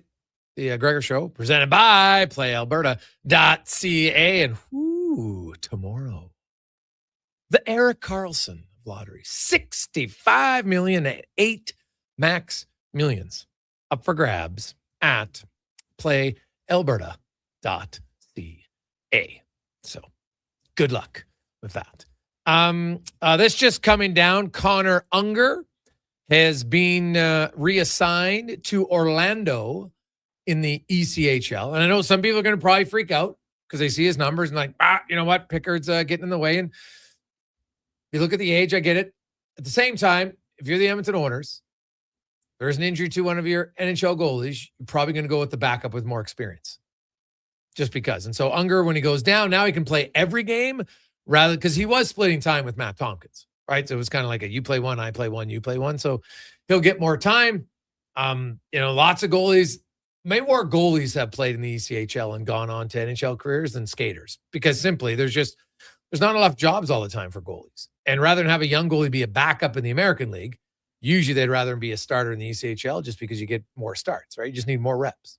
I don't know. I think you know what you got in Pickard. Like Pickard is who he is. Tompkins is who he is. For me, I would probably with a young goalie and you don't quite know who he is, I would probably ride him a little bit. I don't know if I would go back to back, right? I'd probably give him more games and let him continue to grow and develop. He's good. But you can't legally you can't send Tompkins or Pickard to the ECHL because they're on two-way contracts. So they'd have to agree to go to the ECHL, which they probably wouldn't. I mean, could you loan them out? Yeah, probably not. Yeah. Right. I mean, I guess at the end of the day, you're in a tough spot as an organization, but I guess that's a tough one. It's just when someone's doing well and they're young and you don't quite know where their ceiling is. And with the other guys, I know that they're good goaltenders. They're veteran goaltenders. They're going to give you what you're already going to get. And I think if those guys were playing at a different level in the East Coast, even if you in an emergency, you had to bring them up within a few practices, they would find their timing and kind of find the groove of their game. That's my personal opinion is I'd play a young kid and that's what the American League to me is for. Right. Right. Is to play, not just to go share a game here and there. And I know that, winning down there is important. Yeah. But if I looked at it from a GM's point of view, I wouldn't really care too much of my American League team winning wise, as much as I would just try and put the young guys in as many spots to grow. Hey guys, in basketball, you don't see fewer players in the court in OT. In football, you don't see fewer on the field in overtime. In soccer, you don't see less field. Why is hockey doesn't showcase the game in its truest form in the grandest stage? Justin from Leduc. Well, a few things, Justin. Overtime in basketball is 5 minutes long, and the odds of you going to double overtime or triple overtime are just lower, right? Soccer does have a max amount of time, and then they go to shootouts. So could you set the time in the quarterfinals to say 5-on-5, and after 20 minutes, we go to a shootout? You could. I wouldn't be 100% opposed to that. I get why, though, in the quarterfinals, they just want games to end, right? So I understand it. In the gold medal game, with no other games on the ice, and I made that statement before the game even started. I said, this is where I would go 5-on-5. They're not going to go forever, but soccer doesn't go forever, right? You could go with 20 minutes of 5-on-5, and then if you really want it, you go 10 minutes of 3-on-3 and then a shootout, or you go 20 minutes and then right to a shootout. I'd have no problem with that. And that's why, I'll be curious to see, the World Cup was 5-on-5 of hockey, right? When McDavid scored in overtime, it was 5-on-5. And I like that. So I don't know if the Olympics will change or not, but it is something that I would discuss. I wouldn't want to have it in the gold medal game moving forward. I agree with you. I'd like to see that go to 5-on-5. If they played longer, we all would have been happy. I mean, that was great hockey. The amount of people, I was watching that at local, the amount of people having a few beers at that time in the morning was kind of funny, but I don't think anyone would have argued the fact that, they would have wanted to see more of that quality of hockey. So I agree with you. I think, once you get to a certain point, when the games become bigger, just go back, just like the NHL, right? In the playoffs, go 5-on-5. Yeah. Well, and I do understand in the playoffs in the NHL, and that's, hey, every league's different. You got different rules. They play forever. And I know this, and there's even been some hockey fans trying to say, wow, in the playoffs, they should limit how long your overtime games are. And I'm like, no. There's certain things that I think can change in a game. I like the fact that part of the mystique of NHL playoffs is you play 5-on-5 until the game's over, or unless there's a penalty and then it's 4-on-4 or whatever. But that's what you do. And I hope they never change it. I don't, all that is an appeal to a younger generation who has a little bit of a challenge at times sitting through things, right? Sure, though. You think so? Yeah, it's a fact, right? Everything's got to be quick, right? Hey, it's rewiring brains. All the science, this isn't even my opinion. This is science backing it up that it's a problem. So I hope they never do it. And I think it's, I really encourage more kids to watch full games, not just the highlights. Yeah. Right? Hey, you can watch a highlight pack. Who doesn't like a highlight pack? I get it. I watch, I grew up watching Sports Night, the other highlight packs. It was awesome. But we also used to watch full game, and you can learn more about the game in a full game. Oh, absolutely. I mean, hey, it's entertainment to me. So the longer it goes, the better, and the more value. And it just, it obviously helps the bars, right? Or any establishment where you're watching it, you're keeping people in there. So, I'm not really addicted to the likes or my social media and stuff like that. So, if it's a younger generation thing, it's past me. Yeah. So, hey guys, did they go 3-on-3 because of closing ceremony from Al? No. Well, Al, remember, they had scheduled 20 minutes of 3-on-3, 20 minutes of 5-on-5. What's the real difference? There's probably going to be a few more stoppages. Okay. But at the end of the day, you had allotted the time, and there's still over a 3-hour window from the end of the hockey game to the closing ceremonies, right? And I don't think I saw any of the hockey players going to the closing ceremonies. So I don't think it's, you want to have all the events over 100%, but was the one of the ski races ends, I think, after the hockey game. So that to me shouldn't be relevant. And if you have one period of 20 minutes of 5-on-5 and then you go to a shootout, that's fine by me, because at least that way you've extended it and it finished how the game started. right? Because this one, and it's not sour grapes. I'm saying this, I said it before, regardless of who wins, I wouldn't want to see it. It's like, imagine if the first round of the playoffs had 3-on-3 overtime. You'd hate it. So I wouldn't want it in a gold medal game. You have it in the regular season, speed things up. I understand it, but I don't want it in the Olympics moving forward. If there was one small change, that would be the change. Hey, so I never did watch. It happened so fast when Hughes got that goal. Did he mean to go 5-hole, or did he fan on it? I didn't watch yet. I watched the one replay when you see where he, like, I don't think that's a great goal given up by Binnington.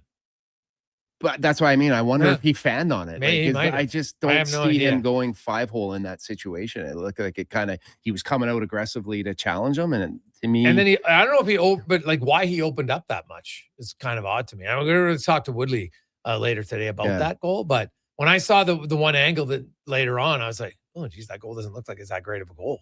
Yeah. So we'll talk. We'll get Woodley's thoughts on that for sure. So, hey, boys, do you think there's any concern with McDavid not playing tomorrow? Well, I guess it's not tomorrow. It's Wednesday. But keep in mind, the Oilers only have, with Kasperi Kapanen injured, unless they're going to make another move, right now they have 12 healthy forwards. Matt Savoy's one. He'll get recalled. And then Adam Henrique will be activated off of LTIR, and they have 12 healthy forwards. So I guess they could go 11-7, right? You'd recall Regula and go 11-7. You could do it. And it's not the end of the world. It's not ideal, but you could do it. But I don't know.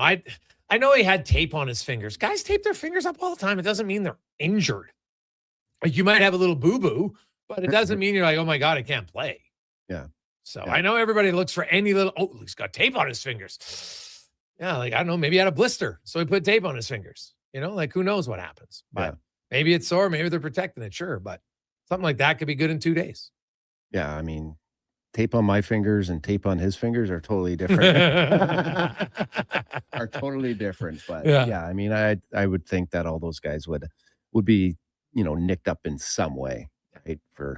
I mean, the one thing that impressed me, like, think of how fast that game was just to watch. Like, us watching it on TV was very fast. There wasn't a whole lot of time and space, and their ability, to make plays in that type of pace and speed and with the physicality. Could you imagine actually watching that live if you were anywhere around the fifth roll or like that? Would just, I mean, the speed in which these guys are playing now and the ability to make those plays under pressure is, I mean, I'm just amazed. I was actually this morning, because I have Instat, I always try to find different skills and things that I can kind of pick out of the game that I can show kids. And, as I was watching it, it just, I'm looking, for areas and things, in those small spaces that guys are doing to kind of create a little bit of time and space. But I think any hockey fan out there just must have been just amazed at that speed and ability that that today's players play with now. Yeah, no, it's very true. We'll come back. We will talk about one team. Who are they going to trade? Because they're on the outside looking in, even though they didn't want to be, but that's the reality. We'll discuss it next on the Gregor Show, presented by PlayAlberta.ca. Planning your next event? Let Loca Quality Market cater. From made-to-order meals to gourmet platters to full chef tasting experiences, they make entertaining effortless. Visit loca.ca to start planning today. The job isn't done until the last load is hauled, and having a semi-trailer out of commission is not an option. Whether replacing or adding to your convoy, Edmonton Trailer has a huge inventory of new and used semi-trailers, trusted by the gravel, logging, oil field, fluids, and freight industries. Find a trailer right for you online or at one of their 3 locations. For sales, service, parts, rental, and finance, when you're in it for the long haul, Edmonton Trailer.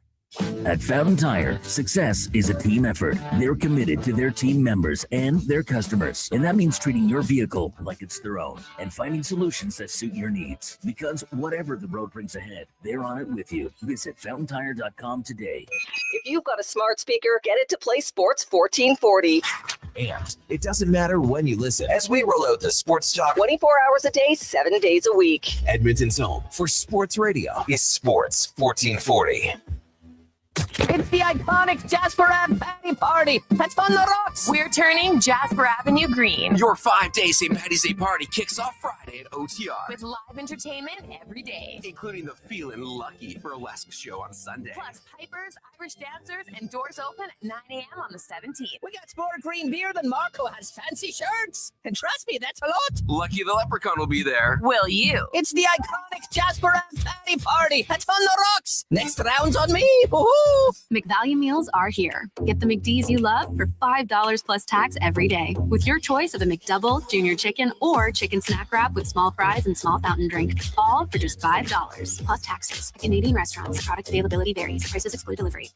Well, get ready for a silly hockey fans. Your partner in power just skated onto the ice. EWEL.ca, the new e-commerce website for electrical wholesalers Edmonton, is ready for the Power Play 24/7 365. UL skates to where the puck will be in 5 years. Now that's forward thinking. Killer selection, slamming products from the best brands, and legendary service. Don't sit on the bench. Get your account today at EWEL.ca and win that project. Plug into your partner in power. Get an EWEL.ca account today. Made for some rough roads, but it means trails are now packed and ready for action.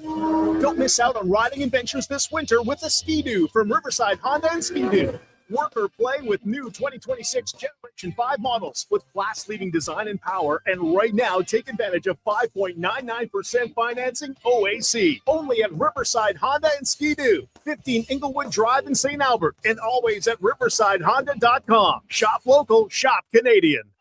Every goal, every Selly. The place to cheer on your favorite team is Selly's Sports Bar and Lounge. Never a bad seat in the house with all games on tons of big screens. And Selly's menu, top shelf. Plus, check out the game night food and drink features. And don't miss the excitement of Oilers watch parties all season long. Experience Selly's Sports Bar and Lounge at all 3 Century Casino locations. Edmonton, St. Albert, and Century Mile. Every day is game day at Century Casino. This is the sound of a Toyota Tacoma arriving at the trail with 2 high-performance snowmobiles in tow. And this is the sound of a Tacoma arriving at school with 2 high-energy kids in tow. 2 extremes, 1 Tacoma with a powerful I-Force engine. Now's the time to get yours. It's time to Toyota. Lease a 2026 Tacoma Double Cab SR5 from $115 weekly for 60 months at 6.69% with $6,899 down. Visit shoptoyota.ca or your Prairie Toyota dealer today. Hey, Edmonton, did you know a local Play Alberta winner scored over $500,000 on Mega Jackpots Ocean Bells? Think about the season tickets you could lock down with that kind of cash. From major casino winners every hour to jackpots worth millions and hundreds of popular games to money that stays in the province, there's never been a better time to sign up for Play Alberta. Download the app today to get started with casino, sports, and lottery all in one app. Must be 18 plus to play. When you gamble, use your game sense.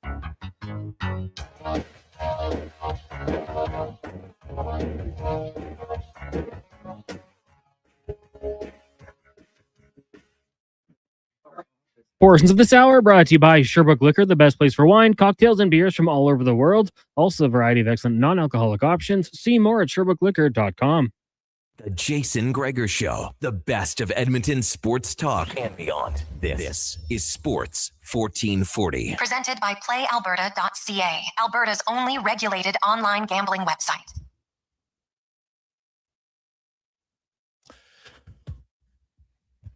It's getting to the danger zone for some NHL teams as we will be resuming the NHL season on Wednesday. A little bit of downtime. You had a lot of Olympics for a few weeks, a lot of excitement, a little bit more disappointment for Canadian hockey fans.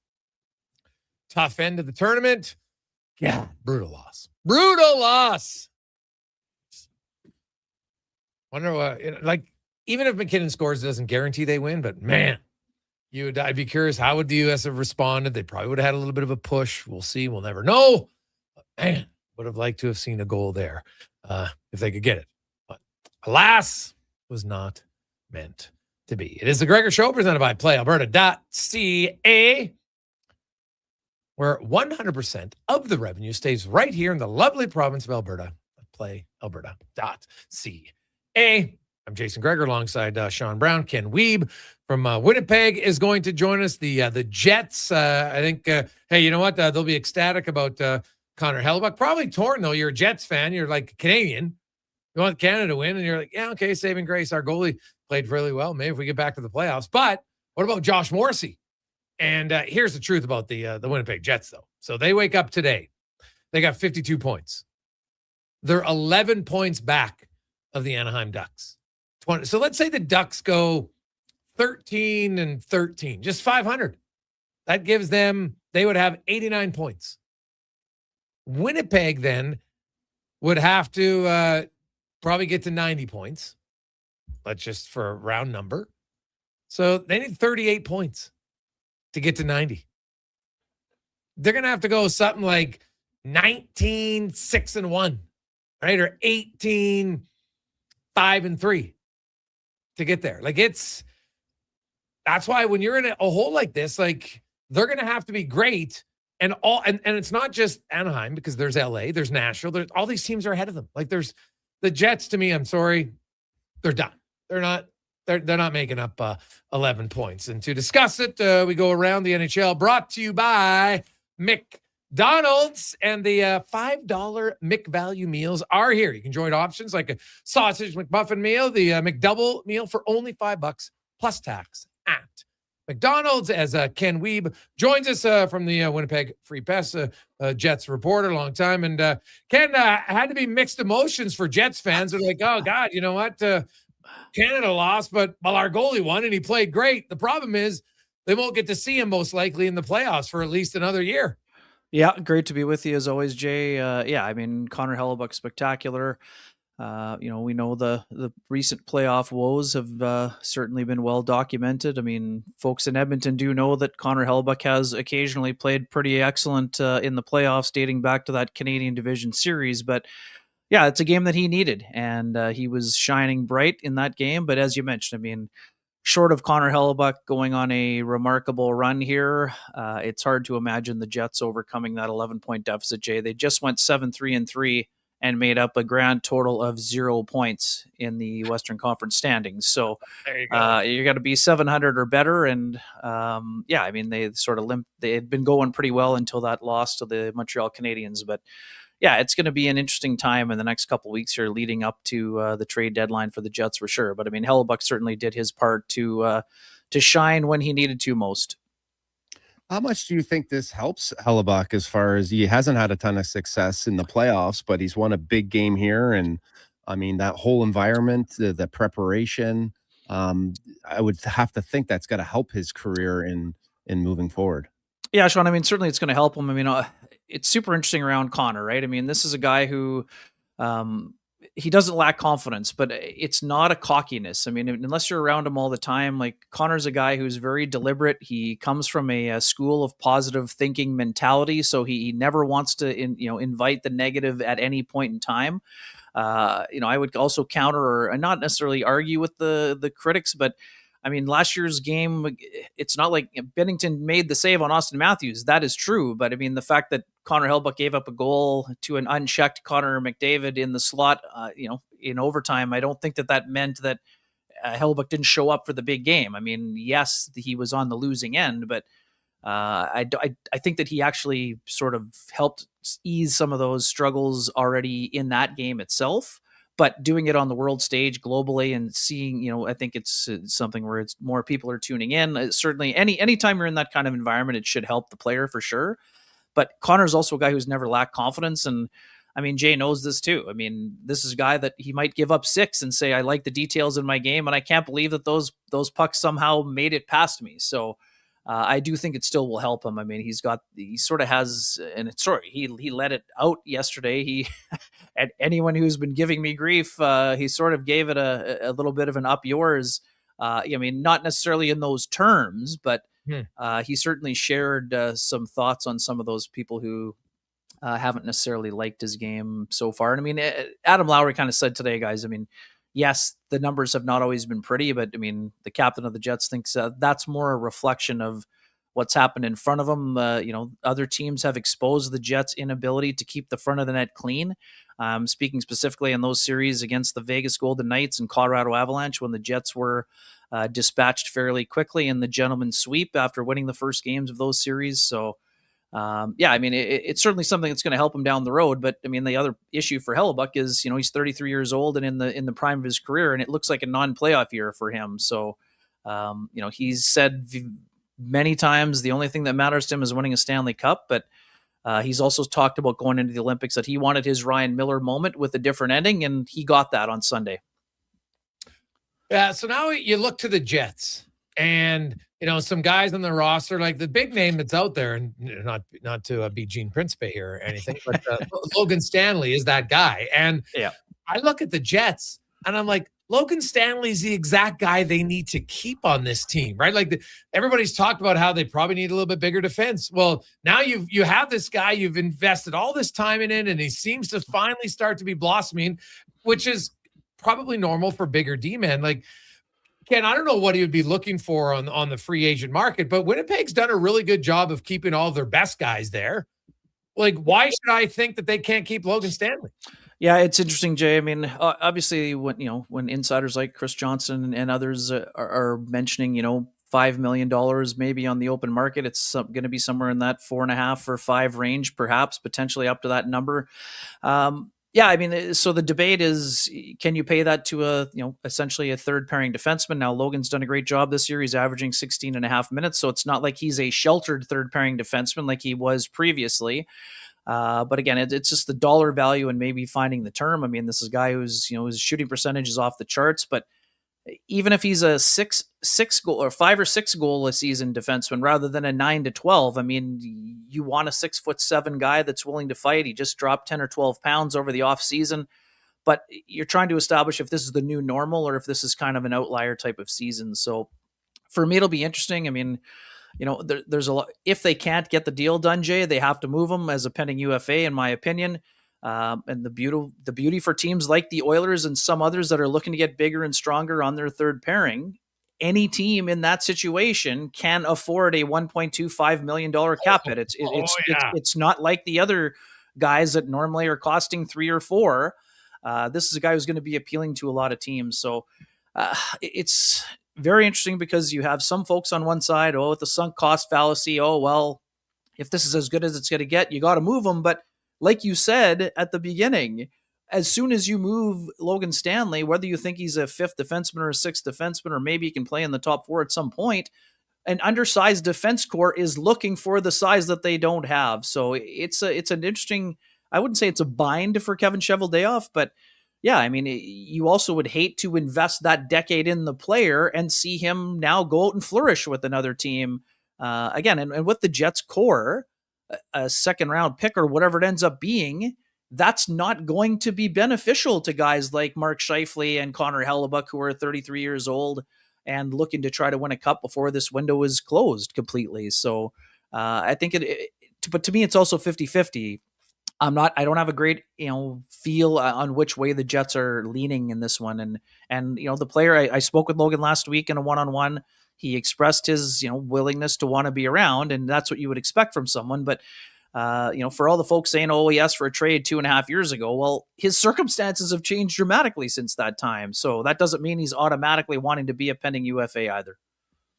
Yeah, it's got to be hard. I mean, it's got to be, the Winnipeg Jets are just coming off of, a spectacular season. And like you said, they're having a season that's not necessarily great, but you got to be careful that you don't get rid of the pieces that you're actually going to need. And they're not that far off. Is there anyone in the roster that you feel like they'd be more willing to part with? Yeah, I mean, they got 8 pending UFAs, Sean. So to me, any of those guys you're not going to bring back. You're probably looking to move some assets, especially for a team like the Jets. They don't have a 2nd or a 4th this year after getting Luke Schenn and Brandon Tanev at the deadline last year. I think Tanner Pearson, to me, guys, is one of the guys who would be an under-the-radar appealing guy. He's got 7 goals. All of them have been at even strength. Yes, we know the foot speed is not, he's not a burner. We know that, but he's a guy that can kill penalties. He's a big, strong guy, gets to the net, can score at even strength on a 4th line, and he has championship pedigree. So, And again, the price is right. I think he's just, it's under $2 million. So to me, I think he could be kind of one of the under the radar guys at the deadline here. He's not going to move for a big price probably, but he's a guy that would have some appeal.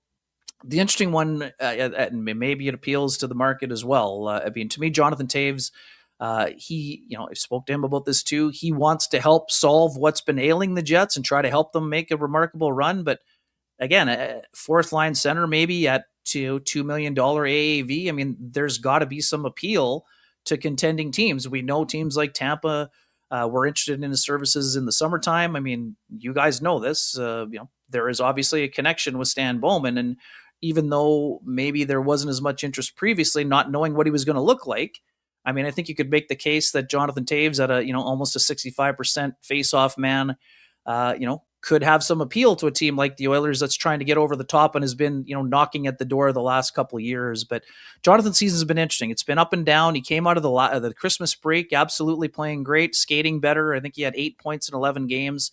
But the taxing nature of the schedule is kind of caught up to him at times.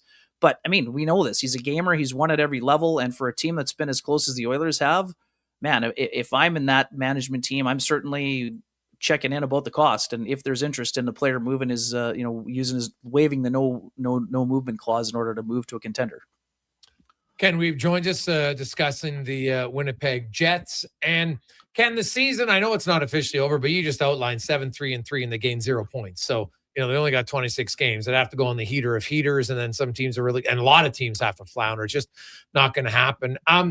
What are you hearing as far as, management goes? Because, I always hear the rumblings, and I know the reality of being in a Canadian market, and you got the American dollar and everything. Do you see, with the salary cap going up, do you see the Jets' salary cap staying the same, or do you think they will push with the growth of the salary cap next year? Yeah, I think they're going to have to. I mean, again, Mark Chipman and Kevin Cheveldayoff were both very vehement when they signed Hellebuck and Scheifele to those matching, $8.5 million deals that they plan to contend and be a committed team. Last year they left a little bit of money on the table when they were unable to swing the deal for Brock Nelson at the deadline. So it looked like they took a step back, but they had been a cap ceiling team for, I think, 3 or 4 years leading up to that. Now we know the economics are, not great for the smallest market in the National Hockey League, but I don't expect them to go the Miami Marlins or the Pittsburgh Pirates route and go from being a cap ceiling team to a cap floor team. But at the same time, I mean, it's going to be interesting to see how things go on that front. I mean, they've done a better job in the attendance side of things, and we know they just committed $12 million on an 8-year deal to Kyle Connor. So I don't see them taking a step back as it pertains to the salary cap. But at the same time, you got to bring in guys who are willing to come here, whether that's via trade or free agency. We know that they want this to be the outlier season and they want to contend again next year, but they're still looking for a second line center, and they're going to have to probably upgrade the defense core, especially if Logan Stanley isn't re-signed. So they have some key pieces that are around, but they're going to have to augment the core in order to become a contender. Like, look at all the teams in the West that are competing, and those teams that are below the line. We just watched what Macklin Celebrini did at the Olympics. I mean, I can't imagine the San Jose Sharks are going to be below that playoff line for much longer, and Utah's showing what they've got, and it's going to be fascinating to see what it's like moving forward. But yeah, I mean, I expect the Jets to be active here. And they know that their roster is going to need a little bit of an injection of talent if they want to be a true contender moving forward. So whenever anyone's losing, obviously there's a microscope and everyone's under it. Is Scott Arniel under the hot seat, or is the management done enough? What are your thoughts on that? Yeah, Sean, I mean, it's a great question. I mean, it's hard to imagine that an organization that's been known for patience and only had 2 coaches in 14 years, or sorry, 3 with Rick Bowness, that they would be looking at making a move for a guy who just led them to the best record in franchise history 1 year ago. But at the same time, I mean, everything will be under scrutiny. I mean, that's the nature of the business. I mean, you guys have seen it there with the replacements behind the benches as frequently. I don't see Scott Arniel being in trouble, but at the same time, I mean, everyone is going to be under the microscope, and we know that some of the moves that Kevin Cheveldayoff made didn't work out, but I don't see a change in that chair. I mean, Mark Chipman's been very, straightforward in letting it be known that he expects Kevin Cheveldayoff to be the guy running the organization. When the Jets came back into the NHL in 2011, Sean, they use the sort of Detroit Red Wings model, and we know that Ken Holland was the general manager for a long time there. That, again, that's not to say that changes can't happen down the road, but I don't see that being an issue. And now, if the Jets were to get off to a bad start next year, I mean, everything would be kind of on the table, but I don't see either one of those guys heading to the unemployment line during the off season. But again, those aren't my decisions that are being made. What are you hearing on Josh Morrissey and his availability back? Yeah, Jay, it's a great question. I mean, Scott Arniel would only go so far to say that he would not be playing on Wednesday against the Canucks. But again, we all heard the Darren Drager report this morning also that maybe it was going to be substantial. So again, I think they're waiting to give any confirmation one way or the other after he sees the doctors when he gets back. I mean, I think we know the players are flying to Miami today. I don't know when they're landing there, and I don't have Josh's schedule or itinerary in terms of when he'll be back here, but.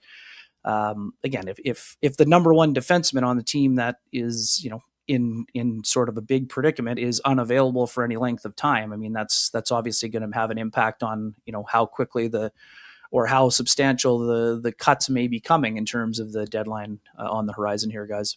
Well, I've always said it, Ken, when you want your team to tank, you need some help.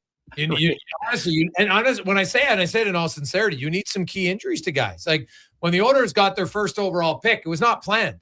They lost their starting goalie, their best defenseman in Surrey, and their two best forwards in Horkoff and Hemsky, and then they went into the tank. But you can't just, because if Josh Morrissey's in the lineup, he's going to try his best. That's just a fact. So you take an Olympian out of your lineup. Well, guess what? Now your lineup isn't that good, and your odds of winning go down.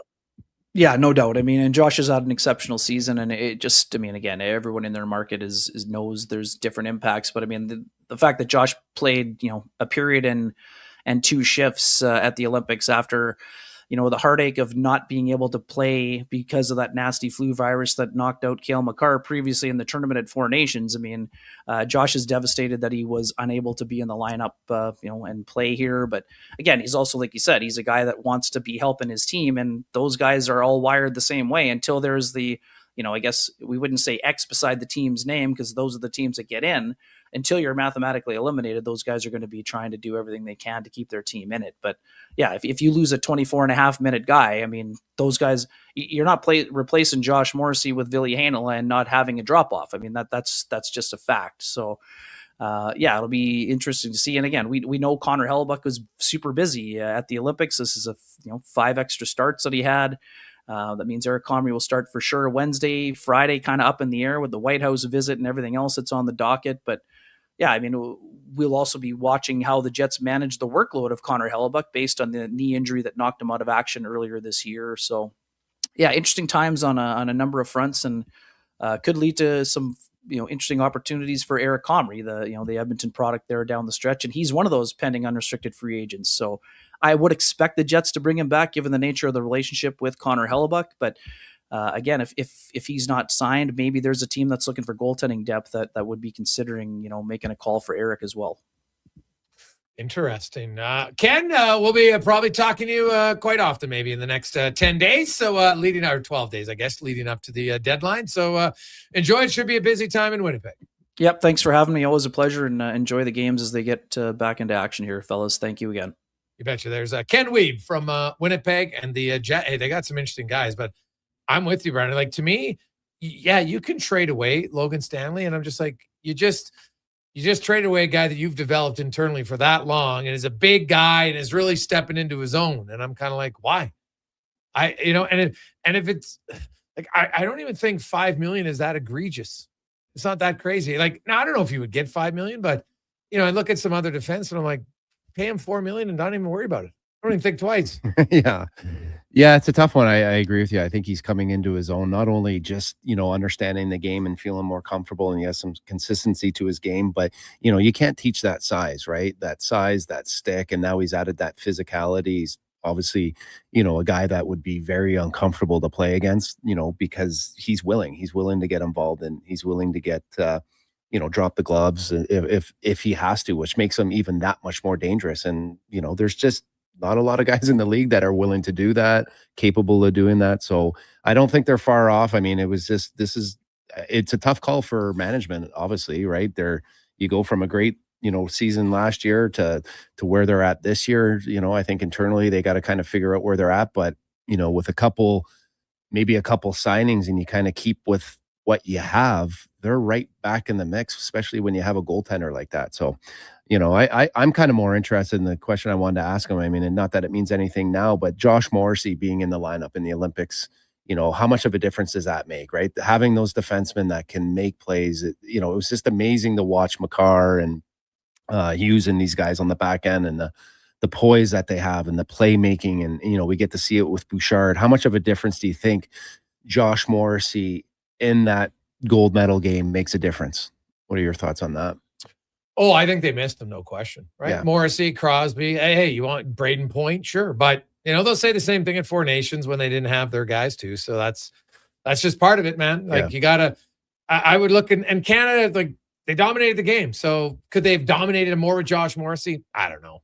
Right. Like maybe, I don't know if he was going to be that much of a difference maker. Like, I don't think he would have been on the ice and at that moment in 3-on-3. Right. So I don't know how much of an impact, maybe we'll never know. Right. Yeah. So I don't love the what if game because I think Morrissey's a good defenseman and could have helped your team, but Canada wasn't overwhelmed in the game at all. Like I was actually surprised at how much they dominated. I thought that this would have been a closer game, coming shots and scoring chances and rush chances. Because it was not like USA was sitting on a 2-goal lead and just sitting back.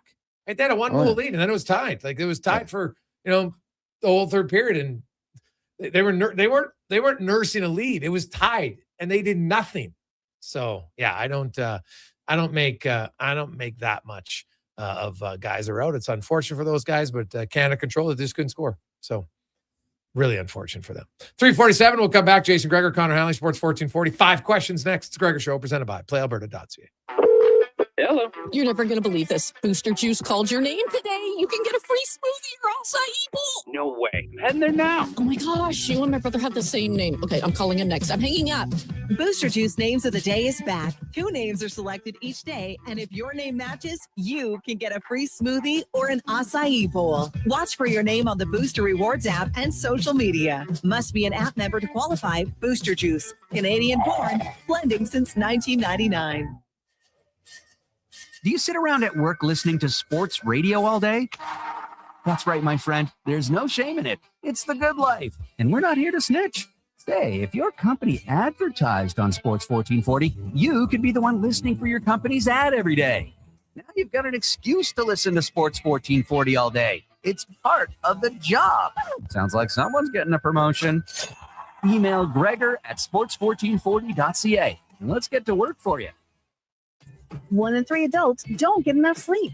The Brick is here to help with deals on your entire bedroom. Save up to 50% off clearance mattresses, 50% off beds when you buy any 3 matching pieces. Buy one, get one half price on ceiling memory foam pillows, and save $100 off any adjustable power base when you buy a mattress over $9.99. Plus, check out other incredible savings in every department. Some exclusions apply. Check out The Brick in South Common, West Ed Mall, North Side, and downtown. Your furnace is dead. It's time to replace it before winter crushes you. Legacy Heating and Cooling is practically there already. Yeah, we're working in your basement, doing a replacement. The work is so earnestly building your legacy. With no payments and no interest for 1 year, you gotta call Legacy. Replacing your dying furnace before it's too late, that's how you build your legacy. Legacy Heating and Cooling. Hi, Mike here from Northgate Chevrolet Buick GMC. Free trips, free iPads, a barbecue, a wood stove, the #1 dealer in the world. What? Who cares? How about no pressure, a great deal, finance rates as low as 0%, trade values you can be happy with, and an indoor showroom. And we're pretty good people. Stop in and see us today, 13215 97th Street, or visit us online at northgategm.com. Struggling to find skilled workers? What if you could fill your talent pipeline with motivated, pre-vetted youth and receive funding to support your efforts? At Careers the Next Generation, we connect Alberta employers with interns in skilled trades, IT, agriculture, forestry, and more. All WCB covered, high school accredited, safety trained, and ready to contribute from day one. With 83% of RAP students continuing their apprenticeships after high school, investing in youth today means securing your workforce for tomorrow. Don't wait. Visit careersnextgen.ca to get started.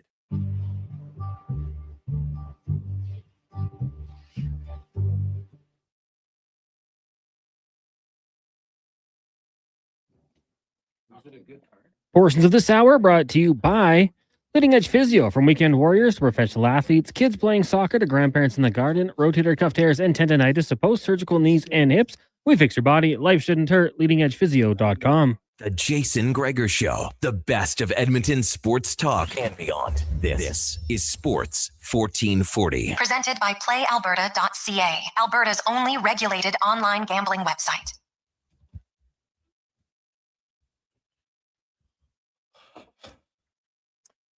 $3.50. Welcome back, Gregor, Brown, Hallie. It's the Gregor Show presented by PlayAlberta.ca. Remember, tomorrow, Lotto Max, $65 million. Woo-hoo.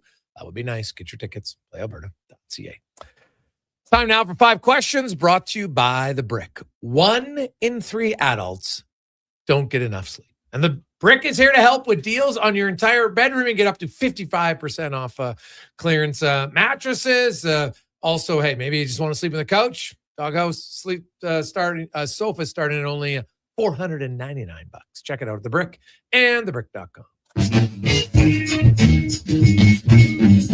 It's time for 5 questions on the Jason Gregor Show. Just quickly, guys. Gregor, you said 1 in 3 adults don't get enough sleep. Of the 3 of us, who is that adult? I'm a pretty good sleeper, but I'll go stretches for like 3 days where I wake up every day like 5. So that's annoying, but I don't need a ton of sleep, so maybe it's me. But I also, when I do sleep, like last night, man, I was lights out at 10:15, woke up at 7:15. That's 9 hours. I'll take that all day. I never sleep to my alarm. Like I set my alarm, but I always just seem to wake up before. But this morning I slept to my alarm. All right. You know what? I find that for me, it depends. And for my wife too, it kind of depends on our kids' social life. Right? I mean, Cons, you got a young family, so your kids everyone's in your house when they decide to go to bed. Everyone's in there, right? Yeah. You know, for my kids and anyone that has teenagers, like the more social life your kids have, the more it affects, you know, my life and my sleeping patterns, because you're always worried about where they are, what they're doing, do they need to be picked up? So I dread when my kids say they want to go out. You know, and then when they decide to have people over too, it's like karaoke seems to be the big thing. Well, it seems like the machine is like right below our bed. And so I don't want to take away from their fun, because I'm glad they're having fun. But yeah, I'll say that I'm probably the one here lacking sleep, just with older kids. All right. We'll get to the real questions now. Well, what was your guys' biggest takeaway from the Olympics as a whole? Oh, well, it's not my biggest one as a whole, but I just want to say the 5-person panel, terrible.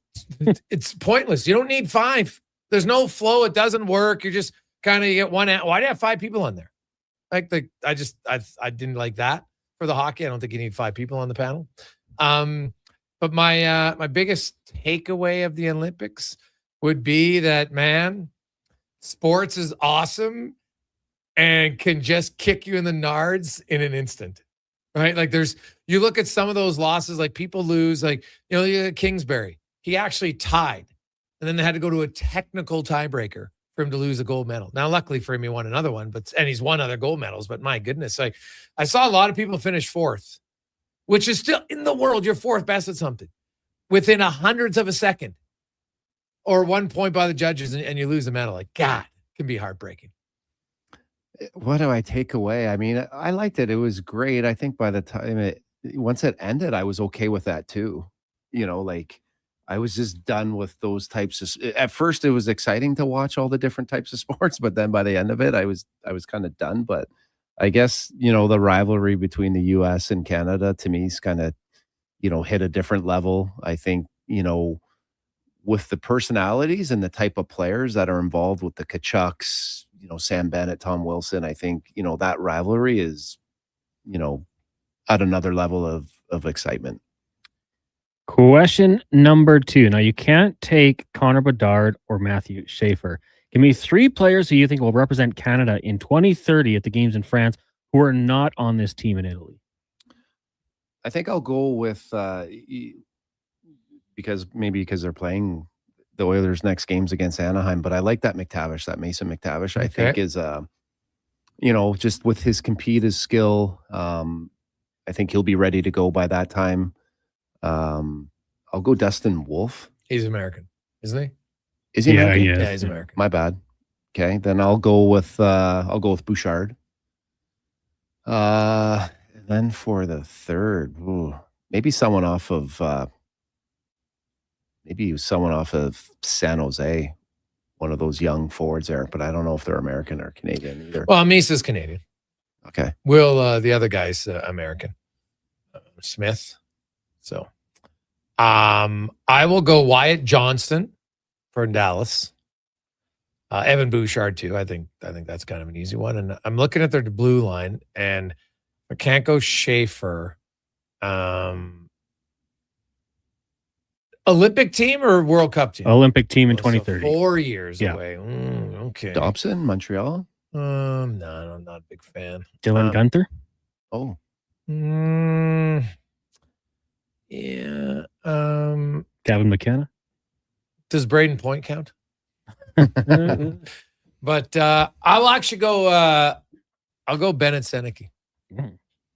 Good one. All right. Question number 3 for you guys. The NHL trade deadline, we know, going to be here before you even know it. Give me a name who you think could be on the move that might surprise people. I'll go with Stuart Skinner. Oh. Not you think the Penguins are trading away guys? Not in a bad way. Not because Stuart Skinner's not performing, or I just think with Sheloffs that they have there and the young goalie that they have, I think there's maybe a possibility that they could move off of him. Maybe depending on, obviously Sidney Crosby. I think he's obviously close to coming back. But maybe if he doesn't come back and they fall off a little bit. I'll be on the move. Might surprise people. Ooh, that's a good question. Well, if we're going goalies, how about Sergei Bobrovsky? That would be from Florida. Yeah. Well, you asked for guys who are going to surprise. Florida's out of it. I don't see them making it. And I've heard rumblings that San Jose is interested, so I will go with Bobrovsky. And just trying to think, who could the Rangers trade that would be a surprise? Because I think they're desperate to do something, and I think they might do something stupid. So how about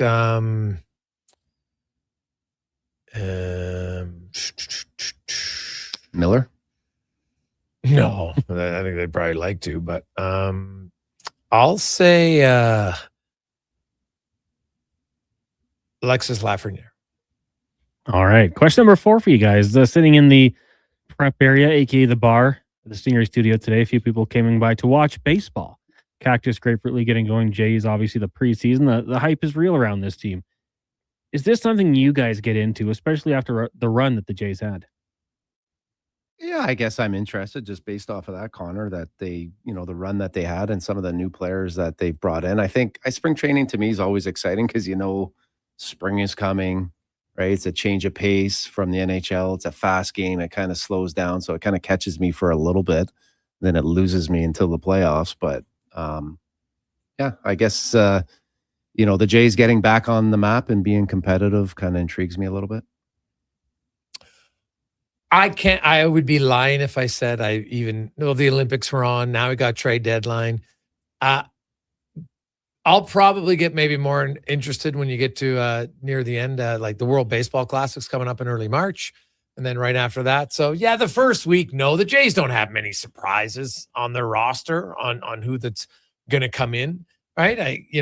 I'm kind of listening on the rumblings. Maybe Scherzer's coming back. So, which tells me like they're adding another starting pitcher. I think they know Shane Bieber might not even pitch this year, which is maybe why he took his player contract just to know, hey, I'm getting $16 million because I'm hurt. Right. That's why you have the option. So you say no, then you never pass physical. You wouldn't get another contract. So that's probably what's interesting. But no, I don't watch a lot of the grapefruit games. No.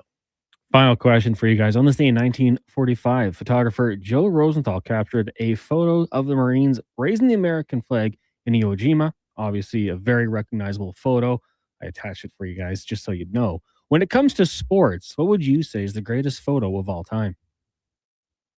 I don't know if it's the greatest photo of all time. I'll just maybe go with the golden goal, right? Sidney Crosby, just the excitement, the passion. Talk about big players. Talk about maybe McDavid not getting the goal to maybe get over the hump and be the guy. Not that I agree with that, but Crosby being the guy that scored that goal and just cementing himself in hockey history as being one of the best. What was the greatest photo of all time? In sports. Oh man. There's lots. I don't know if I can say, like, it's hard to say greatest because it's going to depend on which one's, like, what's my favorite photo of all time? The Joe Carter when he has his running around the bases, that one's pretty good because I know exactly where I was. I know the moment.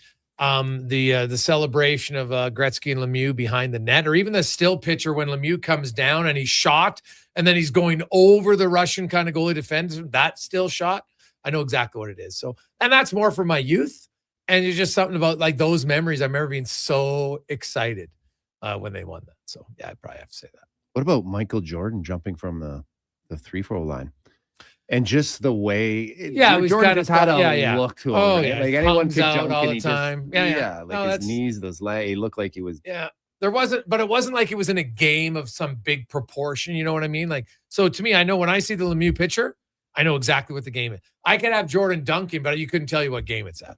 So that's to me the difference. Kawhi Leonard squatting. That's a good one. The Kawhi Leonard one is pretty good, yeah. I was thinking Bobby Orr flying through the air. Yeah, that's a good one. Everyone's got that. But that was before my time, right? So for me, it doesn't resonate as much. Oh yeah. I mean, if we're doing selfish ones, like there's a really good one of LT leaping the pile. But don't you have to? But doesn't it have to be a win? Oh, yeah. All they did was win in the early 2000s. What are you talking about? Did they win a championship? Yeah, 1960s. No. When you were around. In LT's era. Did they win a championship? Simple yes or I'm no. 85 years old, Jason. Did LT win a championship? No. Didn't they pay that guy to work out in his driveway to stay away from the team? Terrell Owens? He could not be more opposite of the character. Yeah, he's talking LT. Like okay. Terrell Owens, he was showing them he was in shape. Yeah, that was still a classic, man. That was so, like, we don't have stuff like that. Was so witty and funny actually on his part. Hey, come on over here.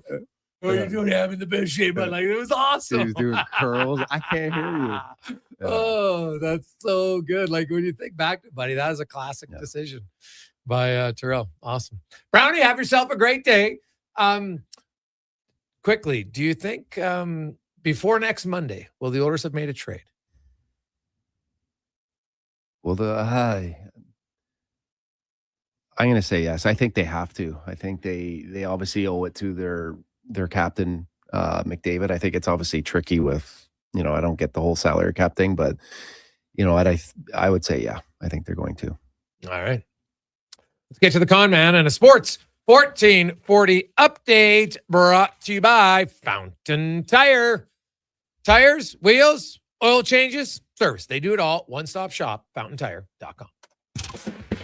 This is a sports 1440 update. The Edmonton Oilers have reassigned Connor Unger to the Orlando Solar Bears of the East Coast Hockey League. The Condors will roll with Matt Tompkins and Calvin Pickard for their next 4-game road trip. And the Dallas Stars announced that they have placed Mikko Rankin on the IR with a lower body injury, retroactive to February 20th. Down in Dunedin, the Jays fell to the Mets by a score of 4-3 in the loss. Kazuma Okamoto hit his first home run in the Jays uniform in the association tonight. Pistons and Spurs meet at 5. You also have the Kings and the Grizz and the Rockets taking on the Jazz. And from the NFL, Atlanta Falcons vying to place the franchise tag on tight end Kyle Pitts Sr., meaning the 5-year vet will make just over $16.3 million next season unless he signs a long-term deal. Coming up in hour 3 of the Jason Gregor Show, we'll be joined by new Elks receiver Austin Mack. And here, the stat of the day. I'm Connor Halley. This has been a Sports 1440 update. Sports 1440, Stingray radio station. CKJR broadcasts from West Edmonton Mall and Wetaskiwin. Download the free Stingray music app and listen wherever you go. A pizza from Papa John's is already pretty great. But you know what's even better? 2 pizzas from Papa John's. For a limited time, get a medium one-topping pizza for only $6 when you order any large specialty pizza at regular menu price. Whether you're feeding your family, your team, or yourself, get your next meal from your locally owned and operated Papa John's with a $6 one-top medium when you order any large specialty at regular menu price. Better ingredients, better pizza, Papa John's. Legacy Heating and Cooling offers no payments and no interest for 1 year on your new furnace. So, when you wake up to no heat, call Legacy. Call Legacy. If you need it immediately with no overtime rates. If you need it immediately and want to combo it with AC. Call Legacy. Call Legacy. No payments and no interest for 1 year on your new furnace. It could only be Legacy Heating and Cooling. Remember 2025? That's so last year.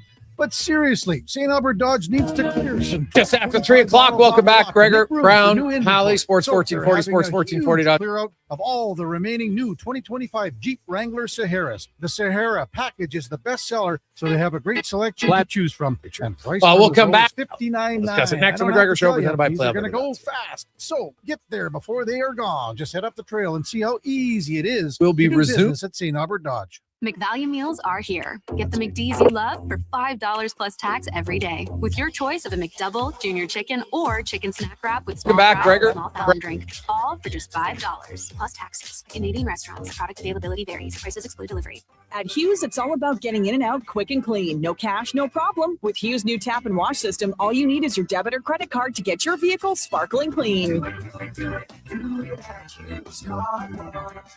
Find us at hughescarwash.com. Who's that working on the underground utilities over there? All-Star Construction, that's who. What about the street lighting? Yep, All-Star Construction. And the directional drilling, hydrovacking, neighborhood renewal, and telecommunication work? Yep. Since 2009, All-Star Construction has been doing all that and more, shaping and building Edmonton communities for land developers all around Edmonton. That's what All-Star Construction is all about. Sports 1440 is your front row seat to the wild world of sports. Local legends, national headlines, and everything in between. Your game, your station. This is Sports 1440.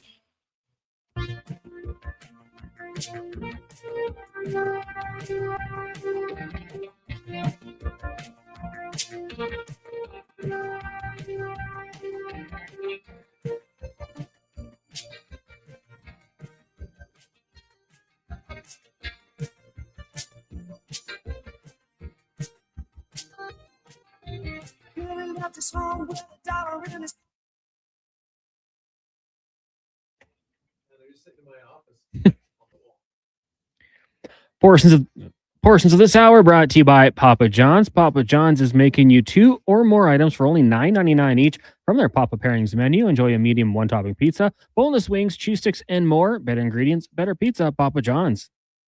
The Jason Gregor Show, the best of Edmonton sports talk and beyond. This is Sports 1440. Presented by PlayAlberta.ca, Alberta's only regulated online gambling website.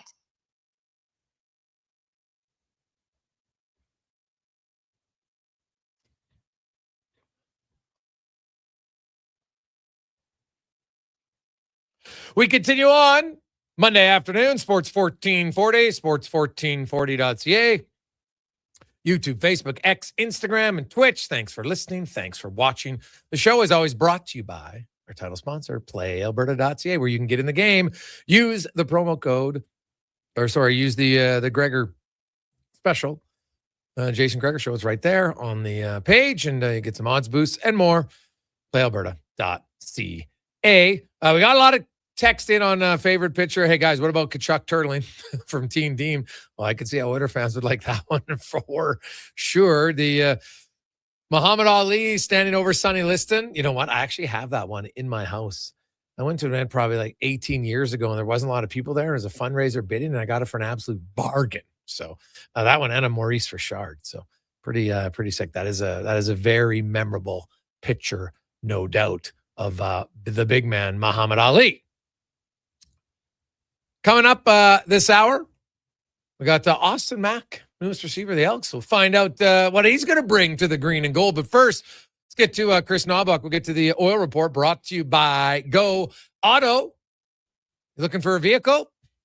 Easiest place to go. GoAuto.ca. Cars, vans, trucks, SUVs, you name it. They have it. Over 15,000 vehicles to choose from. Any brand, they have it. GoAuto.ca. And Chris Knobloch. First off, he was asked about the gold medal game and what he saw. Great game. Obviously I'm disappointed with the way it turned out, but I think about all the missed chances Canada had that they could have scored on. They didn't. And obviously it goes overtime and anything can happen there. But it was a good game. As a coach, you think about, the heart. Hey, obviously the Oilers have had to do it. Kind of moving on from tough losses or in a game where you have great chances and you just don't finish. I don't know. There's missed chances are just one-off. Sometimes you capitalize on all those and sometimes you miss them. And it seemed like all those chances they missed. You look at Taves' empty net, McKinnon had an empty net, and Celebrini had a lot of slot shots. There's a lot of opportunities for them to win that game or at least go ahead several times. But it was a good game. And obviously when you have all those good players, you just anticipate there's going to be so much scoring, but I don't think people would give those top players enough credit about how well they can defend also.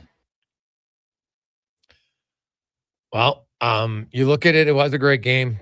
Didn't have the outcome that Canada was hoping. Kasperi Kapanen, my goodness, been a tough year for him.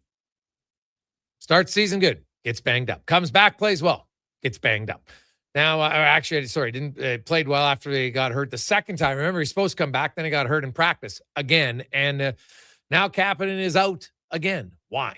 Yeah, he's just a little ailment, a different injury, and not sure if he'll be ready for the first two games. It might be later on the week, but he's feeling okay, but whether he's ready for these first two games after missing such a long time, I guess we'll find out. But right now we're thinking it's going to probably be, definitely not the first two games.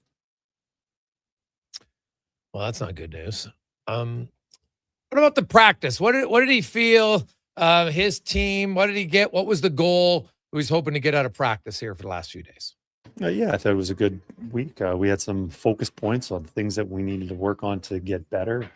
We made some adjustments to our defensive structure, and I commend the guys. I thought they were really focused. I thought they worked really hard. We had longer practices, and I don't think, I thought they were paying attention, working hard. I thought it was really productive.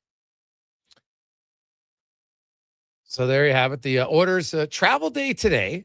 Interesting. They're getting into Anaheim a little earlier. They don't play until Wednesday. So, I think part of this is for McDavid and Draisaitl, just, cut down a little bit of flight time for them rather than come all the way to Edmonton just to get back on a plane to go. So if you get out there earlier, we'll see if maybe they'll be on the ice tomorrow or not. I don't expect them to be. I'd be surprised if McDavid was on the ice tomorrow. But then again, knowing him, I wouldn't rule it out.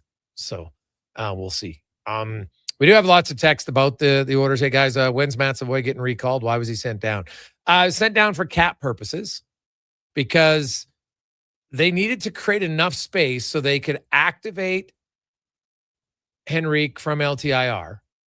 And so last week, actually, when they sent Savoy down, they weren't in LTIR anymore. Even though Henrique's on LTIR, they were under the cap. So then they accrued cap space for a week. And that week of accruing cap space allowed them now to have enough room to call up Savoy again and have Henrique come off of LTIR. So that's why Savoy was sent down. Regula's on a conditioning stint. When you're sent down, you're still on the roster. So it doesn't change other than he gets in a few games. So that's why they send Savoy. So look on Wednesday for Adam Henrique. And really, this is how it works for players who come off of LTIR. You wait until the final practice is ended and the guy's healthy, then you bring him off LTIR. Because on some weird thing, people are like, well, why not just take him off LTIR today? So let's say you do that. And then he, takes a puck in the face, has to be out for 5 games. Well, now you've just lost that cap space, but you can't put him back on LTIR because it's not a long enough injury. So that's why they wait until usually after the morning skate on the day of a game, if there's a morning skate, and then that's when they would activate the player. So I would expect him to be activated on Wednesday, and they need Savoy to stay in the minors until they can activate him and recall him on Wednesday, but both of them will be in the lineup on Wednesday. The other thing that we'll see could transpire before then, if they want to recall Josh Szymanski, they have to send someone else down.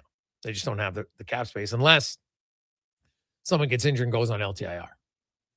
And I guess anything's possible, but that seems unlikely. So they would have to move one of their veterans, place him on waivers, or maybe facilitate a trade before Wednesday to recall Szymanski. I'm not sure that's going to happen. I've outlined my reasons why I think Josh Szymanski should be the Oilers' third-line center. I would experiment on a line with him, Podkolzin, and Frederic. It's a physical, big, heavy line. It's got enough offense to contribute. Trent Frederic, when he was scoring 17 and 18 goals, wasn't playing top-line minutes. He's basically playing third-line minutes. That's what he was doing. So he can do it. Podkolzin never questions work ethic. I don't think anybody does. That guy is relentless all the time. And I just think a line like that, they're not going to play the other team's top guys. But Podkolzin's not a defensive liability. Trent Frederic, in those 2 years in 23-24, he outscored opponents 93-60, 5-on-5. Really solid. He's not a defensive liability. So if you had to play them a few shifts against another team's top line, I don't think you'd be putting your hand over your eyes praying that something bad doesn't happen. I think they'd be fine. Josh Szymanski, in a very small sample size, has shown he's got very good defensive instincts. Below the puck, he's in the right positions. And oh, by the way, he's 80% on defensive zone faceoffs. I know it's a small sample size. Doesn't matter. He's 59% overall, but he's 80% in the defensive zone. So I like that, right? You feel confident. He's probably taking draws on his strong side. Great. That's what you can do. Frederic can take him on the other side, right? Frederic's not terrible in the faceoff circle if you were worried about that for Szymanski. So to me, those are some things that I would look at and reasons why I think that I would try that Szymanski combination with Frederic and Podkolzin. I just think that that's what the Oilers need. They need, you have to have different lines. They've got the skill. Their top two lines are skilled. Hyman battles, I get all that. But they need a heavy line. Look at the Olympics. Even at the Olympics, best on best. Which line for Canada was the second biggest difference maker? Marchand, Bennett, Wilson. Straight up and down, north and south, bang bodies, win battles. And they didn't play tons. They played 11 minutes, for goodness sakes. But did you notice them? Yes. In Edmonton, there has to be have to stop thinking that, you got to have way more minutes to contribute. I don't think so. Make the most of what you have. Need more of that. Hey, guys, which goalie started on Wednesday? Well, yeah, I think it's Tristan Jarry. I don't think it's much of a debate. Unless they want Jarry to play against Kings. But Anaheim's closer right now. So I think it'll be Jarry on Wednesday, and it'll be Ingram on Thursday, and then Jarry again probably on Sunday. Unless he completely soils the sheets. That's kind of how I would see it. So, hey, guys, do you think Ottawa would trade Jordan Spence? Excellent numbers against elite mid-tier competition. Looks like an elite third-pair guy. That'd be a very good second-pair guy. Brad. Well, Brad, I don't see him as a second-pair guy at all. You go look at Jordan Spence and see who he's playing against. He's not playing against top-line guys. So when he was in LA, he wasn't, he's a third-pair defender. Nothing wrong with that. But the Oilers need a bigger, and he's too small. They need a bigger body, second-pair right defenseman. If I'm looking at Ottawa, I'm looking at Artem Zub, but well before I'm looking at Jordan Spence. It's not, I don't even think that's a debate at all for me. It's him all the way. So, they'll look for other guys. I just don't think Jordan Spence would be the guy for me in Ottawa to consider. They've got Zub and they've got Jensen. He's their third pair defender. Right. And hey, there's nothing wrong with having a good third pair defender at all. But yeah, I wouldn't. I wouldn't. I like his numbers. I was kind of surprised the LA got rid of him, to be honest. But Edmonton's third pair, I don't mind Ty Emerson. I think Ty Emerson's been fine. They need to upgrade their second pair. Jake Wallman's just not working there. Now, maybe it will, but you've been looking for a right shot for a long time. So go out and get him. And there are guys to get. Connor Murphy, Ristolainen, Artem Zub, who I don't think is available, but I'm still knocking on the door to see maybe. Zach Whitecloud in Calgary is a guy I'd consider for sure. Jonathan Kovacevic in New Jersey. Came off the injury. He's only played 11 games because now it's a triceps injury. It's different than, a knee or something like that. To me, it's not an injury that I'm overly worried, other than the fact that I think he's had 2 different ones. So that's concerning. But like when you have a tricep, that's not impacting your skating, right? It's not a hip. It's not impacting your turning. So in that sense, he should be all right. But those are the guys I would look at. Hey guys, you trading Wallman for one of those D-men? No, I want, if Wallman's my third pair of defensemen to start the playoffs, I don't worry about salary cap till next year. I want to win. And you need depth. Like the odds of all 6 D-men going every game in the playoffs, pretty low. So no, I don't think you'd be moving one. Like he's under contract for long term. Yeah, I know he's been banged up this year. It's a valid point. Block some shots. Got to get in a little bit better conditioning, I think, on Jake Wallman. And I just always wonder if that's part and parcel. Greg, what about Ristolainen in Philly? Yeah, I mentioned him. He'd be a guy I'd consider. Now, the concern with Ristolainen, now it can be twofold. A, he's going to be so fired up he's never played in the playoffs before. Right? Just because you haven't played in the playoffs doesn't mean you can't be good in the playoffs, right? But he's never been in the playoffs, and he's never really been on a good team. And so that's why some of his analytics aren't going to look great. Right? Jay Bouwmeester, before he got to St. Louis, was never in a playoff team. Now, they made the playoffs and lost in the first round. He had never won a round in the playoffs until they won the Stanley Cup. Played pretty damn good. So I'm not that concerned about Ristolainen's lack of playoff experience. I think it can work in a way that not only does he get fired up, it kind of excites your teammates. You got a new guy coming in, and it's just like, man, this is unbelievable. It reminds you of how awesome it is. Because like anything in life, you take your spouse for granted sometimes. Kids take their parents for granted sometimes. Parents take their kids for granted. You get used to something. So even going to the playoffs every year and going deep, maybe you get used to it. If all of a sudden some new guy comes in, is like, this is unbelievable. We just won a round. I've never won a round in the playoffs. That can be a little extra juice in a locker room for sure. So there could be some positives to him coming in. Tyler Myers, another guy. Yeah, $3 million. I'd have time for that. Obviously, the Canucks aren't afraid to trade with the Oilers, so definitely I'd put him on the list. Take a quick break. We will return. It's the Gregor Show, presented by PlayAlberta.ca. A pizza from Papa John's is already pretty great, but you know what's even better? 2 pizzas from Papa John's. For a limited time, get a medium 1-topping pizza for only $6 when you order any large specialty pizza at regular menu price.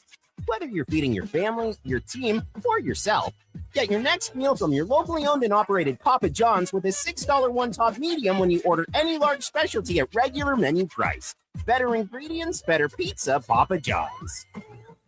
Need a new ride for road trips, errands, or just life on the go? Go Auto offers a massive selection with over 15,000 new and used vehicles to choose from. With over 70 locations across Western Canada, finding your next ride has never been easier. Whether it's a roomy SUV for the family, a sleek car for the open road, or a rugged truck for your weekend adventures, you'll find it here at a price you'll love. Explore thousands of vehicles today at goauto.ca. It's the iconic Jasper Ave Patty Party that's on the rocks. We're turning Jasper Avenue green. Your 5-day St. Paddy's Day party kicks off Friday at OTR. With live entertainment every day. Including the Feelin' Lucky burlesque show on Sunday. Plus pipers, Irish dancers, and doors open at 9 a.m. on the 17th. We got more green beer than Marco has fancy shirts. And trust me, that's a lot. Lucky the Leprechaun will be there. Will you? It's the iconic Jasper Ave Patty Party that's on the rocks. Next round's on me. Woohoo! For over 60 years, the folks at Diablo Boots have been selling the best Canadian-made boots. Handcrafted in Winnipeg, Canada West makes the best quality cowboy, biker, and work boots for Diablo Boots with replaceable soles and heels. Why buy cheaper quality like Ariat, Justin, and Red Wing made in China when Canadian-made is better? Support Canada's workers and Diablo Boots for the best boots. So save on boots by Save On Foods. That's Diablo Boots, 3340 Gateway Boulevard on the east side of Save On Foods. Canada West and Diablo Boots, the two best names in the boots business. Great news for your weekend project. CFI, that's Custom Floors Inc., is now open 6 days a week with Saturday hours from 10 till 2. Get top quality Canadian products from Beaulieu with the convenience you need. For your free estimate, visit CFI at customfloorsinc.ca. Game Sports 1440 is your front row seat to the wild world of sports. Local legends, national headlines, and everything in between. Your game, your station. This is Sports 1440. Debt can take over your life. The stress, the constant worry, it can feel like you're drowning. When people come to see me, they're often anxious and feeling hopeless. But when I explain how I can help them get out of debt, those feelings melt away. I'm Parveen Middleton, licensed insolvency trustee at BDO here in Edmonton. I will create a personalized debt relief plan so you can move forward with confidence. Call 1-833-BDO-TALK or visit bdodebt.ca to discover your debt-free future.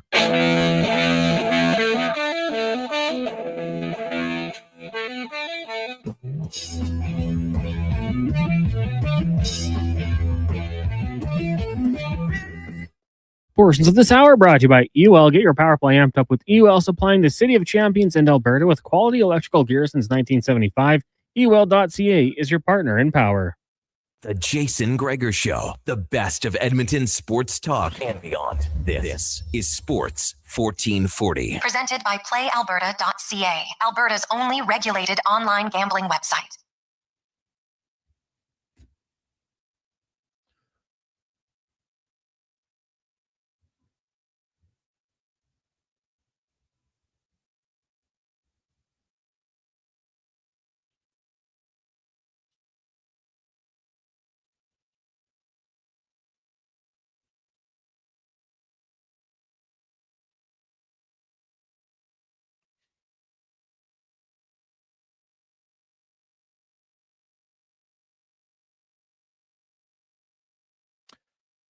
Sport 28. Jason Gregor, Connor Howling, Sports 1440, sports1440.ca, YouTube, Facebook, X, Instagram. Hope you are having a fantastic Monday. Maybe getting excited. Hey, you got to think ahead. Can't change the past. You got to move on. I know it was a tough loss yesterday for Canadians. Brutal. More if you think about it, so it's best just to be like thinking about something else. Move on. It was an excellent game until the final goal. Then it wasn't great. So, ouch. Canadian players making their way back home. We'll see Josh Morris, who we know isn't going to play for the Winnipeg Jets. I'm curious about the Pittsburgh Penguins and Sidney Crosby's health, because the Penguins are right in the mix. And they are currently in second place in the Metro. They got 70 points. The Islanders have 69, and then you have the Blue Jackets with 65. So Pittsburgh does have a 5-point lead on the Blue Jackets. They played the same amount of games. They're 1 point up in the Islanders, but they have 2 games in hand. So they're in a pretty good spot. However, what if Crosby's out? That could be a problem. Now, you look at the Penguins. They play New Jersey and the Rangers. So no problem there. But after that, the Penguins have one of the toughest schedules in the NHL in the month of March. So they play Vegas twice. They play Boston twice. They play Carolina twice and Colorado and Buffalo. And that's just in their first 10 games, and Utah. So 9 of their first 10 games in March are against playoff teams. The only one who isn't is their state rival, the Philadelphia Flyers. And then the next week, they play Carolina, Colorado, and Dallas. So think about that. They got Carolina 3 times, Colorado twice, Vegas twice, Boston twice, Buffalo, Dallas. That is a brutal schedule. If Crosby's out for any period of time, they could be in trouble. So that is definitely something to watch for. So we'll look at a few other team schedules, man. The Oilers, they got a pretty favorable schedule. Penguins, not so much. Let's get to our football report, brought to you by Legacy Heating and Cooling, where the rates never change. No overtime charges. That's how you build a legacy at legacyheating.ca. One of the big acquisitions of the offseason for the green and gold was they wanted a number one receiver, and they went and got one, of course, with the Montreal Alouettes for the past few seasons. Austin Mack joins the green and gold, and he joins us on the show now. Austin, welcome to Edmonton. How you doing? What's up, guys? I'm blessed, man. I'm doing really good. Super excited to get this thing going. All right. So kind of take me through the process. It was unique. Like you had signed a deal in Montreal, and then kind of both sides agree to let it go. How come? Like after the success in Montreal, what led to the change?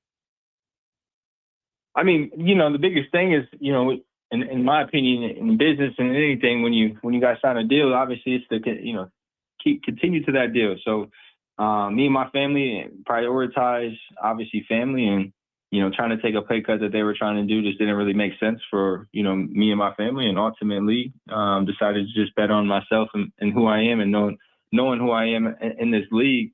I knew a team would end up calling, and as soon as enough, Edmonton was calling right away, and it's just ultimately a great fit. So super excited. Okay. So you come to Edmonton, and hey, the quarterback, that's always a big deal, right? Receiver, the chemistry between a receiver and his quarterback is key. What works well with you and Cody? Yeah, man, I'm Cody brought me into this league early on, and he was one of the big reasons, that I had a lot of success early on in this league. And, he brought me under his wing, taught me the game, taught me the timing and spacing. And ultimately we were able to do what we did in 23. We actually just threw not too long ago, and man, it came right back. So I'm excited to really strap it on and be able to get going with Cody here this year as well. What worked well for you and him? Was it about his game, or was it about your game that complement each other? I mean, I think the biggest thing is that, for me, I just like to know, where does he need me at, based on timing and spacing. And ultimately, Cody's somebody that needed somebody to be a big body receiver that can use his hands, that can go up and make catches. And at the end of the day, if he just puts it in my frame, I'm obviously going to go up and make a catch and make a competitive play. So I think that's one of the biggest things that really complements each other. And really excited, man. Just really good instincts when we're out there playing together. Austin Mack joins us, new receiver for the Edmonton Elks. Austin, when are you planning on coming to town? Yeah, me and my family, we're actually going to move here. We got to pack up the house, man, in Montreal. So we'll be packed up in end of March, and then probably moving here first of April. Okay. And then, so will you plan on residing in Edmonton kind of year round? Man, I heard it's pretty cold out there, guys. Not gonna lie.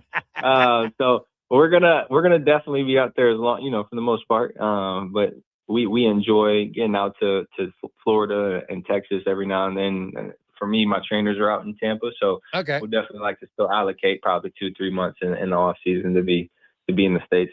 And hey, if you go away in January, that's smart, because that's really the cold month. Other than that, it's not that big of a deal. You come here. There's most days where it's really nice out, so it is good. And you've only been in the league 3 years, but you made a pretty good impact. What do you feel you've learned in the last 3 years that could make you a better receiver moving forward?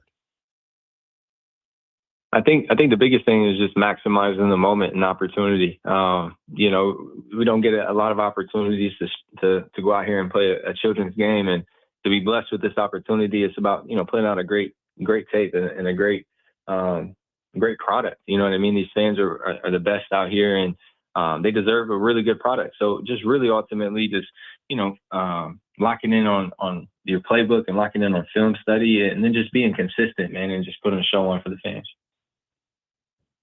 Austin, you spent 4 years at The Ohio State University. So my question for you, give me your top 3 Ohio State receivers of all time. Ooh, of all time. All time. I think I'm going to go Chris Carter 1.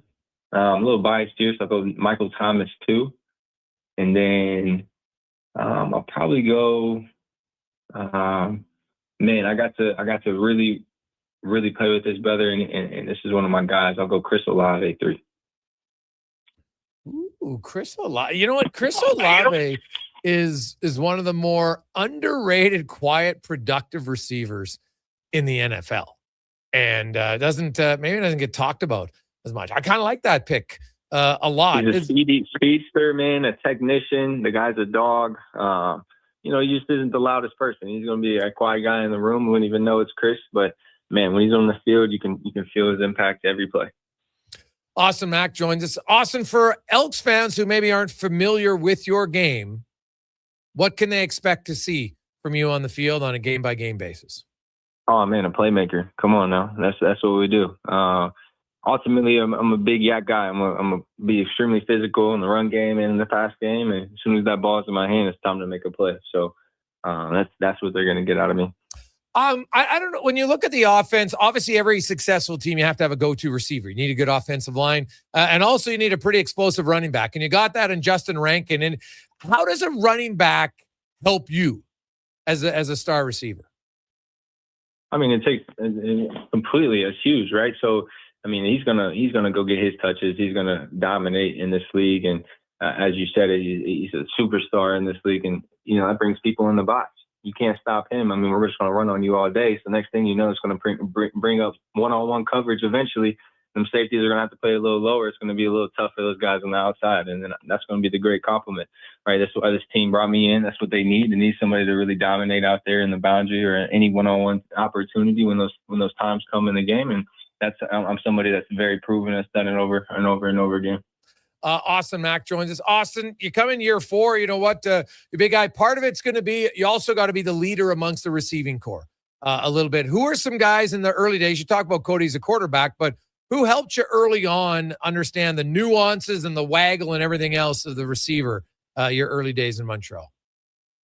Yeah, man. I came into a pretty wide open receiver room in Montreal. I think they lost Eugene Lewis and I think it was Weineke. I can't pronounce his last name, but it was a wide open room. A lot of even young guys over there. Regardless, I'm a pro. I played in the NFL for 3 years. Started multiple games for the New York Giants. I know what it means to be a pro. So ultimately, I took that same intuition. I give a lot of credit to Mike Leonello, that receiver coach for the Alouettes, who really just helped me watch as much film as possible. I'm a studious person of the game. And for me, I said, hey, give me all the film I can get on the best guy who was here at the time. It was Eugene. That's all I did. I watched film, right? And eventually it's about practice, doing reps when people aren't watching, and then ultimately mastering the waggle, mastering timing and spacing, the concepts, and ultimately becoming the most dominant person I can out there on that field. And that's really just a lot of me, and also just a lot of being a pro and making sure I maximize the time with Cody whenever I could in the mornings or after practice. Do you have a favorite route to run where you feel like you run this route, I'm catching it every time? Oh, I mean, you name the route and that's it. But you don't have one favorite? Like certain guys just say, hey, you know what? The post pattern, give me that. Like if crunch time, that's the one. It doesn't matter. It doesn't matter. That's the one thing. A lot of people need a certain route. That's, receivers from Ohio State were technicians. We can run any route. Big shout out to Brian Hartline, but ultimately it's about just getting open. So I love an isolation option. 4x1, put me in the boundary. If there's any isolation, go ahead and you name the route. I like me. Okay. Now, you mentioned Brian Hartline. Was he the guy that helped you become more of a technician as a receiver? Oh, absolutely. Mm-hmm. What was the absolutely? What was the most important thing looking back that he taught you to help you technique-wise as a receiver? Well, it's just seeing the game within the game. A lot of people just play the game and they don't really know the why to what you're doing.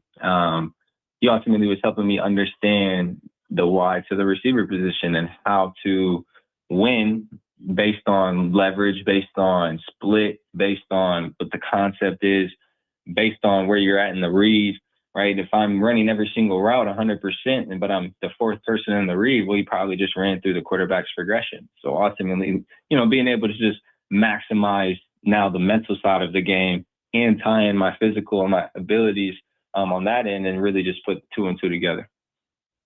I like that.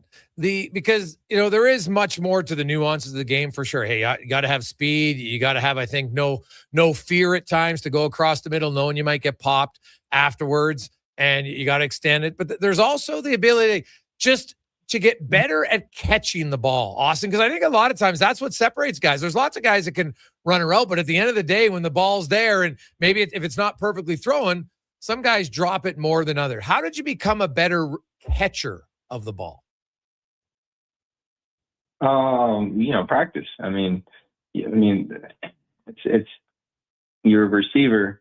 Your job is, number 1, catch the ball. Number 2, get open. Number 3, catch the ball. So, at the end of the day, if you want to play receiver, you got to know how to catch the ball. And for me, my coaches really pride myself on catching the ball away from my body. And so you're always going to see me try and catch the ball with my hands. Drops happen. That's part of the game. Just like anybody has a mistake every now and then, but the consistency comes from having confidence in your hands. So that's building my hand strength. That's always making sure I have great hand-eye coordination. I'm doing stuff that's always making sure that I'm at my peak. I'm not sitting here laxed or not ready to attack the ball. Those are probably big key points I would say I throw out. How is Austin Mack as a blocking receiver? Physical, especially on the outside, right? Okay. Guys, everything in the inside, I'll leave it to the big guys, but definitely love to get my hands on corners and play a physical game throughout the course of the game. Well, Austin, welcome to Edmonton. We'll see you in March. Hey, by then it'll be warm, and I know Edmonton's. You'll probably be in late March because they got a few events that they're hosting. And I think they obviously want some of their star players there. And then it's not much later until training camp. Give us a quick wrap up of kind of what the next few months hold for you as far as planning and strategizing to ensure you come into camp in the best shape and ready to go. Yeah, I mentioned it. I'll be in Tampa, Florida, so I'll be training right with my trainer, multiple times a day. Obviously, just crafting, get myself into the best shape I can. Love being down there in that heat. It's not the same elevation, but at least I got that heat to go ahead and get the body ready for camp. And then, I've already gotten with Jordan, gotten with Cody, gotten with a few other, coaching staff, and I've got a head start onto the playbook. So obviously, I'm gonna come in really ready to go. Not really miss a beat, and that's just being a pro at the end of the day. So that's what they want me to do, and I'm gonna absolutely make sure I do my job. Awesome. Thanks for this, Austin. We look forward to meeting you face to face. Have a great day. You as well, guys. Appreciate you. That is Austin Mack, the new receiver for the Green and Gold. Really, I like the Chris Olave pull, con man. I wasn't expecting that one. Yeah, absolutely. Olave, we'd kind of talk about it. If his quarterbacks weren't getting him crunched all the time, I think he'd put out some really big numbers. But I had to ask because Ohio State, the receivers they put out in the last few years, and he mentioned Brian Hartline, a guy who was a couple-time 1,000-yard receiver in the NFL. He went there and he just changed things. Like they're just pumping out receivers. Jackson Smith-Njigba one that he didn't mention there. Guy who was pretty good. Probably the best receiver in football last year. Oh yeah, no, that is a good one, right? Garrett Wilson, he's also Ohio State, Garrett right? Wilson, Marvin Harrison. They just Emeka Egbuka for the Buccaneers. Well, long history of it. David Boston had some good years there. Look, Terry Glenn. I was just going to say Terry Glenn. Joey Galloway. Man, he could fly out there. So he maybe didn't have to worry about as much of the route running with how fast he was, but they just keep pumping them out, and they've got more. We're going to keep seeing them for the next few years here. Like David Boston, he was pretty dominant there. Didn't go to the next level, but at college he was pretty dominant. Yeah, one really good year. Signed for big money with the Chargers. The biggest biceps I've ever seen. I think he failed the drug test. And they just pump him out. Like you could make a case for wide receiver. LSU fans might say something about that one. They put out some pretty good ones also. But yeah, that's a great program. Take a quick break. We'll come back. We get to our stat of the day. Kevin Woodley is going to join us in more. It's a Gregor Show presented by PlayAlberta.ca. Hey, Edmonton, did you know a local Play Alberta winner scored over $500,000 on Mega Jackpots Ocean Bells? Think about the season tickets you could lock down with that kind of cash. From major casino winners every hour to jackpots worth millions and hundreds of popular games to money that stays in the province, there's never been a better time to sign up for Play Alberta. Download the app today to get started with casino, sports, and lottery all in one app. Must be 18 plus to play. When you gamble, use your game sense. Action Electrical Solar Team is now making a play for sustainability and savings. They're specialists in powering up for a greener future. That's the strategy. Designing and installing high-efficiency solar panels. They're helping homes and businesses combat rising utility costs by harnessing the power of the sun. A smart move for efficiency and the environment. Hire the Action Electrical team to bring home a win for your project. Visit actionelectrical.net. For the first time in 66 years, Golden Bears and Pandas hockey are on the move. During the 2026-27 Canada West season, two of the most successful hockey programs in U Sports history will call Silent Ice Center in Nisku their temporary home. The Golden Bears and Pandas are excited to connect with the South Edmonton community and welcome new fans to experience the tradition and excitement of U of A hockey. Same tradition, new temporary home. Golden Bears and Pandas hockey at Silent Ice Center for the 26-27 season. You matter. Your mental health matters, and you're braver than you think. Not Alone is an organization focused on creating a space of acceptance and support through tough, meaningful conversation. Use code 1440 for 15% off at notalonecode.com. It's okay to not be okay. McValue meals are here. Get the McD's you love for $5 plus tax every day with your choice of a McDouble, Junior Chicken, or Chicken Snack Wrap with small fries and small fountain drink. All for just $5 plus taxes. Canadian restaurants. Product availability varies. Prices exclude delivery. 1 in 3 adults don't get enough sleep. The Brick is here to help with deals on your entire bedroom. Save up to 50% off clearance mattresses, 50% off beds when you buy any 3 matching pieces. Buy one, get one half price on Sealy memory foam pillows, and save $100 off any adjustable power base when you buy a mattress over $9.99. Plus, check out other incredible savings in every department. Some exclusions apply. Check out The Brick at South Common, West Edmonton Mall, North Side, and downtown. Mr. Rooter gets a colonoscopy. All right, Mr. Rooter, just relax. We're almost finished. Now, what am I looking at on the screen? That's your large intestine. Wow, the pipes of the human body. Incredible. This is just like when we use a camera for sewer inspection, except you probably don't find tree roots. You'd be surprised what we find. You know, once I found a bunch of Hot Wheels. Hey, me too. For a plumber who values healthy pipes, call Mr. Rooter. You see it?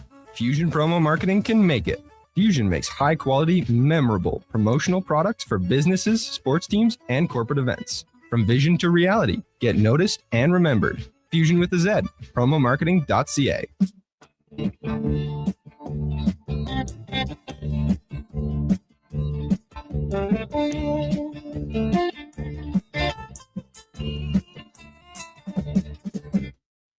Portions of this hour brought to you by EWEL. Get your power play amped up with EWEL, supplying the city of champions in Alberta with quality electrical gear since 1975. EWEL.ca is your partner in power. This is Sports 1440, where Edmonton talks sports. On YouTube, Facebook, and X. Here's Jason Gregor. Brought to you by PlayAlberta.ca.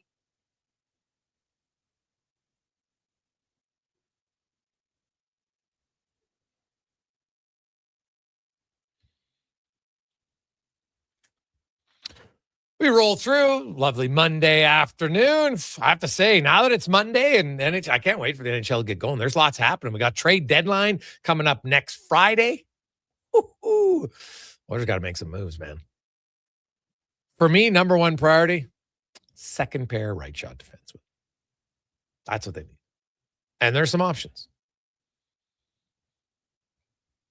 And, you know, some of them probably cost more than others, of course, but you look at Connor Murphy, Risto Ristolainen, Jonathan Kovacevic, you know, Zach Whitecloud, all different price points. I'm sorry. I disagree with some of the Oilers fans who I think they're watching the game with a bias because they wanted Bouchard there. So every time Parayko didn't make a pass, Bouchard would have made it. Parayko played 18 minutes in the gold medal game and was on the ice that made a lot of good plays. But I'm telling you, if you have Bouchard and Parayko as your top 2 right defensemen, you're going to be really happy. Really happy. I don't need Parayko to be the offensive guy, but he's a really good defensive guy. That's what the Oilers need. I heard this whole, Canada needs more puck-moving defenders. What? How many puck-moving defenders did Team USA have?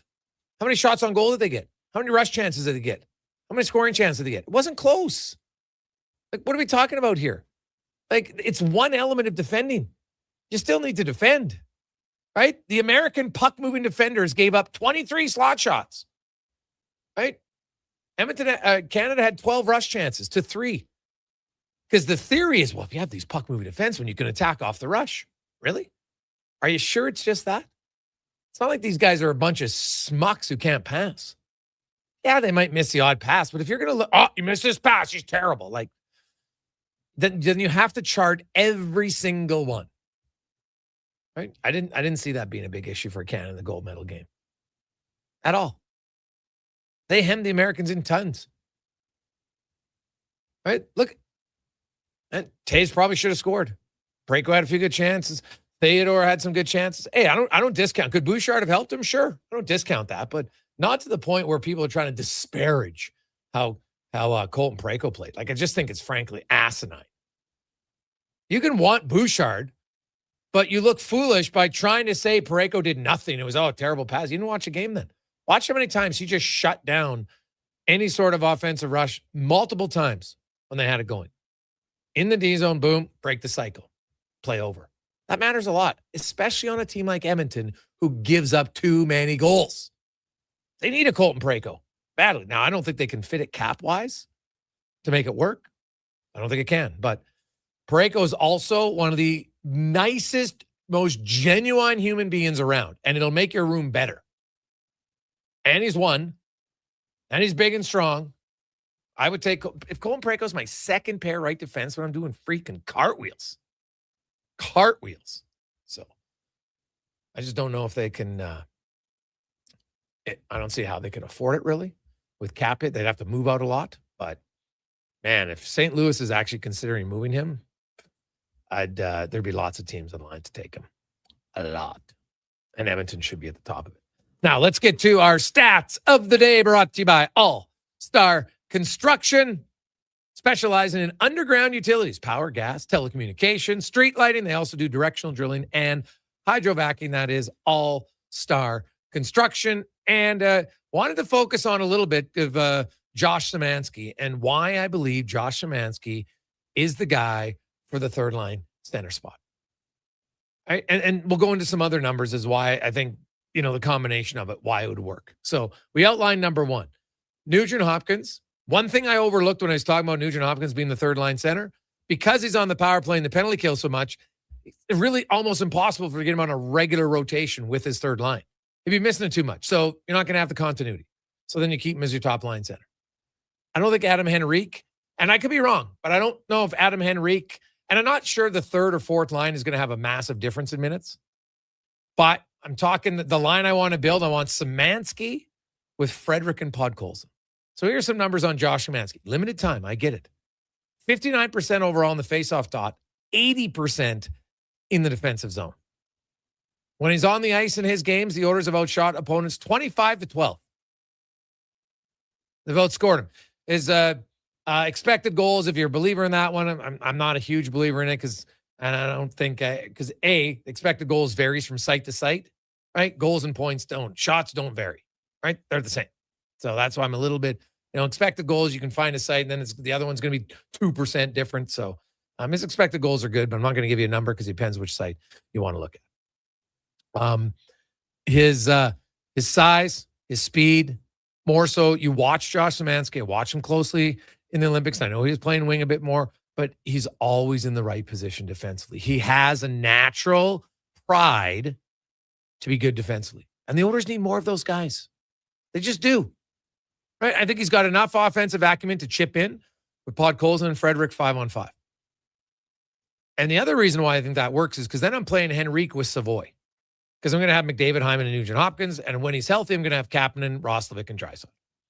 So then I have Savoy with Henrique. And again, third, fourth line, give him a name. To me, it doesn't really matter. But the reason I have Henrique and Savoy is because, do you know the two forwards who have played the most penalty kill minutes this year for Edmonton? Number one, Matt Savoy. Number two, even though he's missed 15 games, Adam Henrique. And those two have played together for over 60 minutes. And when they're together, their shots against per 60 is 41. When they're off of the ice, shots against ratio, 64. So they suppress shots.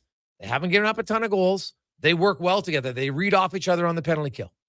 They also are on the second unit power play together. And I know it's limited minutes, but they're still there. So you can keep their rotation. They're on the penalty kill together. They're on the power play. Then you can get them in on a 5-on-5.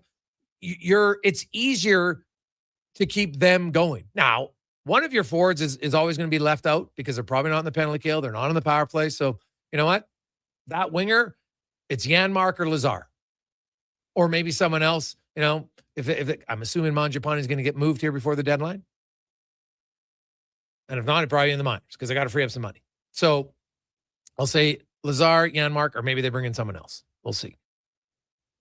But when you look at their numbers as a group between Henrique and Savoy on the penalty kill together, and they're on the second unit power play, keeping them 5-on-5, I don't mind it. Adam Henrique is not a stiff offensively. I know his first 40 games this year, not the offensive numbers he wanted.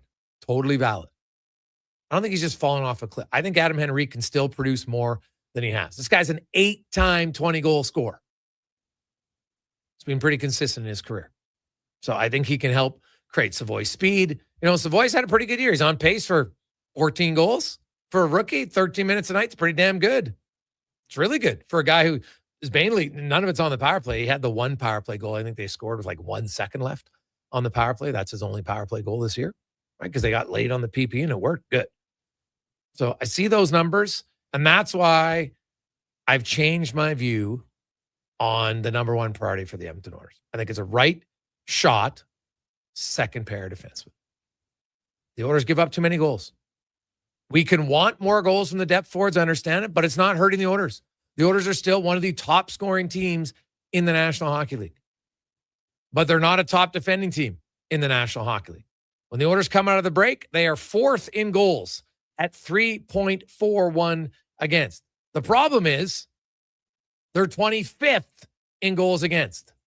So if you catch yourself, they need more depth forwards, being like, can we get someone who can help limit goals? That has to be their priority. It has to be. And if it isn't, they're just not paying attention. I think they thought that, hey, Wallman come back, that would have worked, but it hasn't worked. And I know that, you know what, you're going to say, Gregor, he's a $7 million guy in your third pair. Yeah, I live with it for now. I can solve that later. Right? Maybe Wallman gets back up to speed. Now my defense scores even better. Awesome. If you have 5 really good D-men, and if Ty Emberson's my 6, I don't mind that at all. I don't mind that at all. So either way, go out, find a second pair, right defense. And there's some different options. Now, the price point's going to vary depending on who the guys you're looking at. Right? I outlined for them. Salary cap. You can go from Zach Whitecloud, $2.75 million, up until till June of 2028. So you would have technically 3 playoff runs with him. Jonathan Kovacevic, man, you'd have 5 with him. He's a $4 million cap hit. Big 6'5" right shot defender, plays pretty much a defensive role. He's come back from New Jersey after the injury to the tricep, and he's playing with Siegenthaler. And they take a lot of tough minutes. Then you move up to $4.4 million in Connor Murphy, pending UFA. So you know what? You don't really, if you're worried about the future, but the GM knows him. He had him in Chicago. He's on the penalty kill in Chicago, which is the number 1 penalty kill in the National Hockey League. So he obviously knows how to penalty kill. 5-on-5, I like him. I think he's got enough bite. He's not a huge thumper, but he's got enough bite in his game. $4.4 million. And then there's Risto Ristolainen, $5.1 million to have this year and next. So you get 2 runs out of him.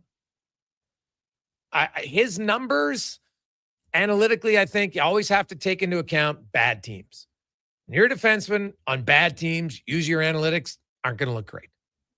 It's just how it is. And big body. Now, banged up a bit this year, so there's a concern there. Valid. But those are some of the guys. And they're like Tyler Myers is another one. He's only making $3 million. Huge body. Right? Just gets in the way. Physical enough. Kill penalties, decent puck mover. $3 million this year and next year. There's guys out there. Now it's just up to the GM to go land one of them. I think it has to. So, you make it work, and, Mangiapane's going out in part of a trade. Maybe got to use a sweetener, but hey, you've made a mistake. We all know it. So don't double down on the mistake and be like, hey, maybe he's going to come out of it. No, you just say, hey, we made an error. We move on. That's what the good GMs have to do. Some of the stats brought to you by All Star Construction. When we come back, Kevin Woodley. We're going to break down goaltending. What's Tristan Jarry got to do better? We'll look at Dostal. It's going to be a tough first game back for the Oilers shooters. Then you probably got Kemper. So you're going Olympic goalie back-to-back first two games. We'll also talk about Binnington. Any teams out there looking for? Does his performance at the Olympics only increase his trade value? He makes $6 million. I know we've had people in Edmonton wondering, Jarry's at 5.75. Jarry has one extra year on his deal. Could a trade work? Possibly. Right? Binnington and McDavid have been teammates now a few times. I'm pretty sure McDavid could talk about the person. And hey, we've seen his numbers. It's good. Like, we're also going to talk about that OT goal. I didn't love it. But what happened technically? What am I missing? We'll get Woodley to break it down. Next, after a Connor Halley Sports 1440 update brought to you by Northgate Buick GMC. Fall in love with a Buick for the month of February. You can lease a 2026 Buick Envision all-wheel drive with $0 down and $265 bi-weekly payments that includes GST. Shop now at northgategm.com. This is a Sports 1440 update.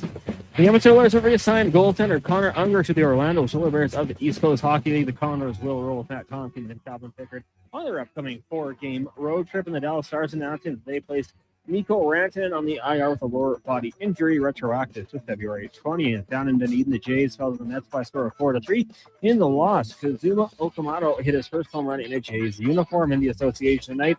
Should be a great one. Pistons Spurs getting going shortly. Later on, you got the Kings and the Grizz, and the Rockets hosting the Jazz. And from the NFL, the Atlanta Falcons planning to use the franchise tag on tight end Kyle Pitts.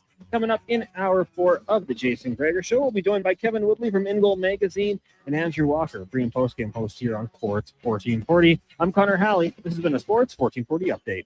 Sports 1440 in West Edmonton Mall and Wetaskiwin. CKJR is a Stingray radio station. Download the free radio player app and listen wherever you go. McValue meals are here. Get the McD's you love for $5 plus tax every day with your choice of a McDouble, Junior Chicken, or Chicken Snack Wrap with small fries and small fountain drink. All for just $5 plus taxes. Canadian restaurants. Product availability varies. Prices exclude delivery.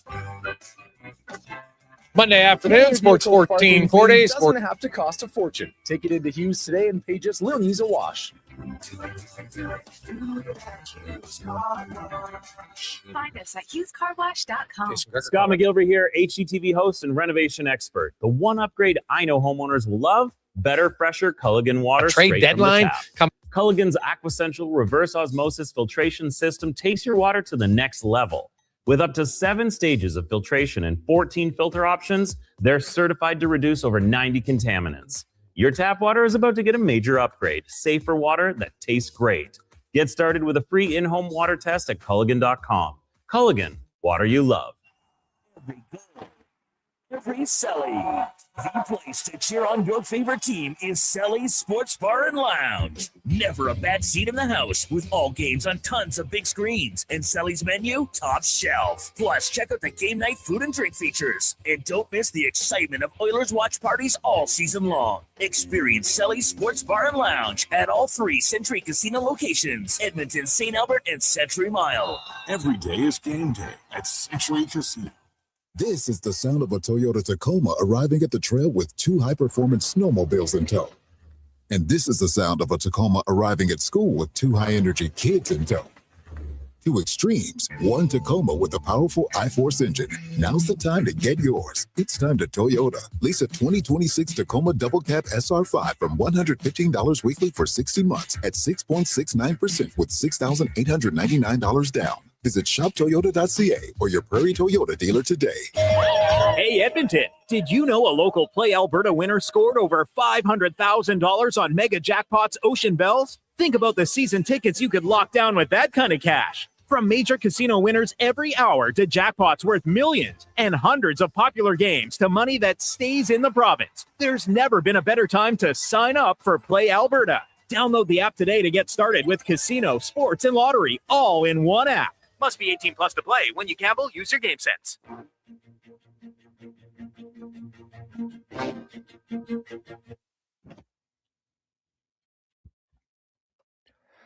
Portions of this hour brought to you by Elks Nation. Check out the new website, elksnation.ca. Articles, podcasts, and more breaking down the green and gold, the most in-depth WE football coverage online, elksnation.ca.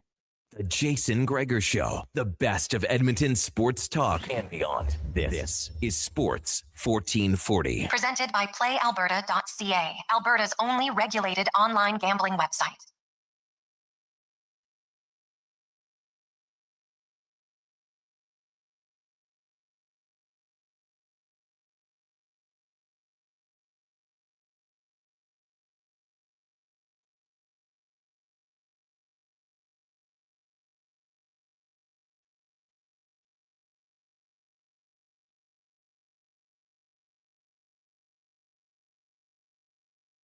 .506, welcome back. Jason Gregor, Connor Halley, Sports 1440, sports1440.ca, YouTube, Facebook, X, Instagram. Hope you're having a fantastic Monday afternoon. Lots going on. Big match for your big NBA fan, man. You got like two Titans going at it tonight, the Pistons and the Spurs. They'll meet twice in the next, I think, like 10 days. Which is awesome. NHL is going to be back on Wednesday, 8 games, then 10 on Thursday. Oilers are playing both nights. They'll actually come out of the break with the 3 games in 4 days, but then they've got a pretty light sked with only 1 game in the next 5 days. So this is really kind of, if you look at the Oilers sked, and you know what, if you're ever going to have a 3 and 4 games, I think coming off this much of a break is probably one of the best times to have it. So fatigue won't be a factor. You've been off for 3 weeks. Now, McDavid, Draisaitl, sure, but even Draisaitl's been off for a week. I don't think it should be much of an issue for him. After that, the Oilers, they play 2 games the next week. Then they have a road trip, 4 and 6, kind of tough, especially some good teams, Vegas, Colorado, Dallas. Then they come home, and after that, they're just playing every second day, really, for the final 17 days of the month. And they get into April, and they got a really good schedule with only 7 games in the first 16 days. So the Oilers, schedule-wise, they got no complaints. They should be just fine. It is the Gregor Show presented by PlayAlberta.ca. Alberta's only regulated online gambling website where 100% of the revenue stays right here in the province of PlayAlberta.ca. Now, let's get to our big guest of the day, brought to you by Summit Restaurant, located in the heart of Silent Ice Center, just minutes from South Edmonton Commons. Your destination for exceptional house-made pizza, delicious entrees, and expertly crafted cocktails. Great place to watch the game, curling, or a little concert. Check it out. As Kevin Woodley from In Goal Magazine and NHL.com joins us once again. Woodley, how you doing, man? I'm good, Jason. I'm good. I'm in my last day and a half in paradise here, so I'm not looking forward to coming back to the rain, but going to soak it in a little bit here. Looking at that game and really the Olympics overall, obviously Connor Hellebuck, phenomenal game. But I want to start with Jordan Binnington and his performance. Do you think that there's other teams who might be in need of a goalie? And there's not a lot who are in the playoff race, but there are a few who might say, maybe this is the guy we should go after. I would say if you are that team and you are making that consideration, then there are a couple of elements that I would want to 100% trust in terms of my defensive structure and my ability. Insulate is probably too strong a word, but every goalie has relative strengths and weaknesses. And I think we saw in that tournament, the way Binnington plays worked with the Canadian defense and the commitment to back checking. The way he plays worked in terms of his ability to break up forechecks with his puck handling.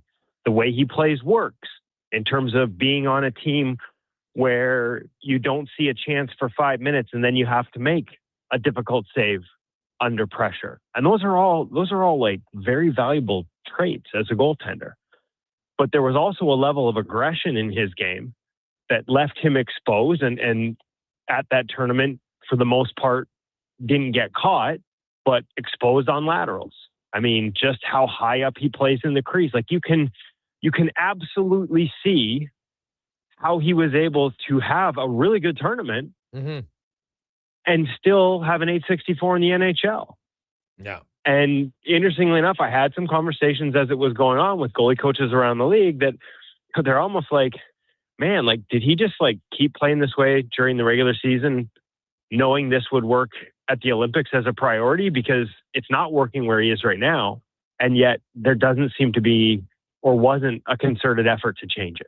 And that may be a little fair because I don't watch them practice on a day-to-day basis. I don't know what those conversations are. Okay. But when you watch him play, the level of exposure, like, it's there. I just don't know how many teams limit broken plays and slot line chances the way Canada limited them in that Olympic tournament. And I would want to have a long, serious, give that consideration before I was making that move, especially if the asking price is high coming out of, like I said, I thought he was really good in the Olympic. I mean, that save on Quinn Hughes in overtime.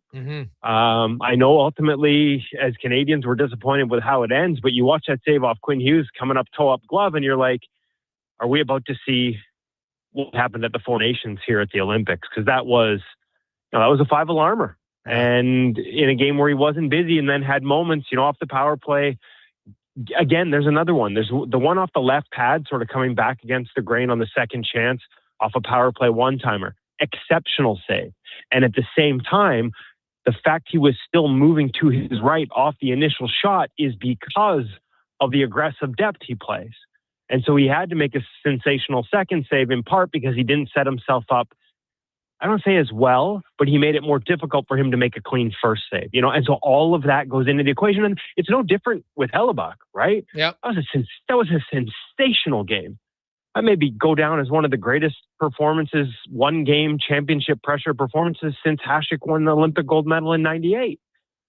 But at the same time, the exposure was there and Canada got to it a couple times. Broken plays. Charlie McAvoy saves one behind him. Back doors. Incredible reactive paddle save on one. Nathan McKinnon misses the open net on others. Like, are we having a different conversation about this if those exposures get tapped in as opposed to miss? And again, like I think at the end of the day, you can look at it and be like, that was an incredible performance. And this kind of goes into what we've been talking about with Hellebuck in the playoffs. The difference is where your exposure is and how much other teams get to it. Kevin Woodley from In Goal Magazine, NHL.com joins us. What did you make of the overtime winning goal by Hughes? Because, when you watch the angle that shows it, what Hughes is seeing when he shoots, like Binnington, I don't know if he slipped or fell, but what did you make of him getting beat 5-hole on that goal? So I'm going to be honest. Thanks to our friends at the IOC, I haven't seen as many replays as I would like. And the one you just described, I wish I had it in front of me to see the sequence of the timing. Because to me, we just talked about the save on Quinn Hughes, toe-up glove. Like he went toe-up glove on that one. And that's what breaks the seal. And again, I talked to a couple goalie coaches around the league after that game yesterday. And one of them was like, I don't know if I love that save selection. And I said, my response was, do you think he read high glove? And so the question becomes, did Binnington read high glove? Because that's what Hughes was trying to deliver. And that's what opened him up, anticipating that rather than coming across with both knees on the ice. And he is more prone to that for sure. And there are some goalie coaches around the league that don't want to see that. Or did he read high glove and Jack Hughes missed? And this is not me trying to take anything away from an incredible moment for Jack Hughes. Believe me, fully deserved. Like missing a chiclet, comes back and delivers that moment, nothing away from it. He may have actually seen Binnington come across like that. They may have had it in the pre-scout. He may have shown high glove and delivered another thing. But the one quote that had me wondering, and nobody asked it specifically, but he told Jackie Redmond that he didn't initially see if the puck went in or not.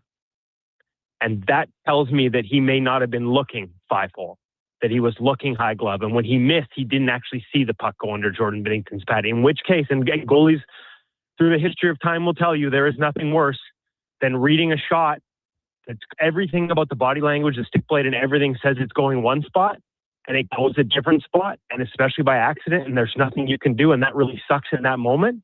But there's a little part of me that wonders if that's not a possibility here. And again, it's a live by the sword, die by the sword thing. If you're going to come across toe-up glove because you read Quinn Hughes was going high glove, it worked. You come across on Jack in a different play, and you either read it wrong or it got missed. There's where you don't have that insurance policy of taking away the bottom of the ice. And it's a little, like I said, live by the sword, die by the sword, really tough to second guess in what I thought otherwise was a really good tournament for him. And also the possibility that he might not have been wrong. It wouldn't be the first time, where we've seen a highlight reel goal or a really nice goal. I had a couple late before the Olympic break against teams where, the way the goalie reacted made you wonder if there was one against the Stahl. It was a beautiful goal, Canucks Anaheim covering the game. And I asked afterwards, nobody asked the question in the Vancouver locker room about whether he missed the shot, but Stahl thought he did. And then when I went back into the Vancouver room the next day, sure enough, he didn't get all of it and he whiffed it. And that's why it ended up fluttering in over his shoulder. So it happens a lot more than people think. And that may have been a bit of the case, as hard as that is to accept. It may have been a bit of the case in terms of the clinching goal last night. Kevin Woodley from Ingo Magazine, NHL.com. Jones, the Oilers come out of the break and they're going to face some good goaltending in both Olympians. Dostal on Wednesday and probably Kemper. Well, although maybe Kemper could play Wednesday and then not play back-to-back, so we'll see on him. But after we saw Dostal, I was kind of surprised Jamelka didn't even get a start in the playoffs to them. But if you're the Oilers, what's the best way to attack him on Wednesday? Sorry, is that Dostal or Dostal. Yeah, Dostal. Sorry, I just don't have the schedule in front of me, Jason. Yeah. Still in holiday mode. Honestly, he's just and he's had some absolute doozies against the Oilers over the years. I do think, we saw the Marner goal where he loses sort of backside angle on a one-on-one chance, but how many one-on-one chances are you getting in tight? I do think against the grain works on him because he can get a little flat in his east-west. So if you do get those looks to go back the other way from the direction you're coming, if you're going left, go back right, because he sort of tends to get a little flat with his backside angle, and that creates some exposure, especially if he's a little bit ahead of the play. I wouldn't be afraid to attack him. Again, he moves so well on his skates. He reminds me a little bit of Saros, and that was the pre-scout, going into the Olympics on UC. Was pop passes low high, work him from below the goal line down low. He uses reverse VH, holds his edges a lot more than other goalies, but when he does have to commit to a sharp angle technique, there's more room short side over the shoulder on him than there might be on another guy. And again, because he skates so well and beats so many plays on his feet, pushing to a stop and set, I wouldn't hesitate to go low high, something the Oilers have done really well over the years off the power play, just because it creates a bit of a delay in terms of him getting out to that position. And again, against the grain, you can catch him pushing off a post. And like a lot of goalies, tending to give up the short side as they do. Kevin Woodley from Ingo Magazine, NHL.com, joins us. I look at it like now Kemper, the Kings are playing back-to-back just like the Oilers, so I would guess Kemper's going to play the first night for them, so the Oilers won't see them. At least that's what I would assume. He didn't play in the Olympics, so he's not fatigued by any stretch of the imagination, right? Like I would just guess they're going to go with him, and so that means the Oilers probably get Anton Forsberg, and their goals against save percentage pretty similar. Is there any glaring difference that you see in Forsberg to Kemper's game that Edmonton could exploit more in Forsberg? They play a similar game. Like they're both sort of more technical goalies, less read and react, just more pure spot to spot guys. It's, statistically speaking, similar exposures as well in terms of, broken plays and chaos. And I'm kind of curious to see what this looks like coming out of it for everyone. Like, is the defense tight? I thought last year out of the Four Nations, there were some crooked numbers games in the early going because systems were loose.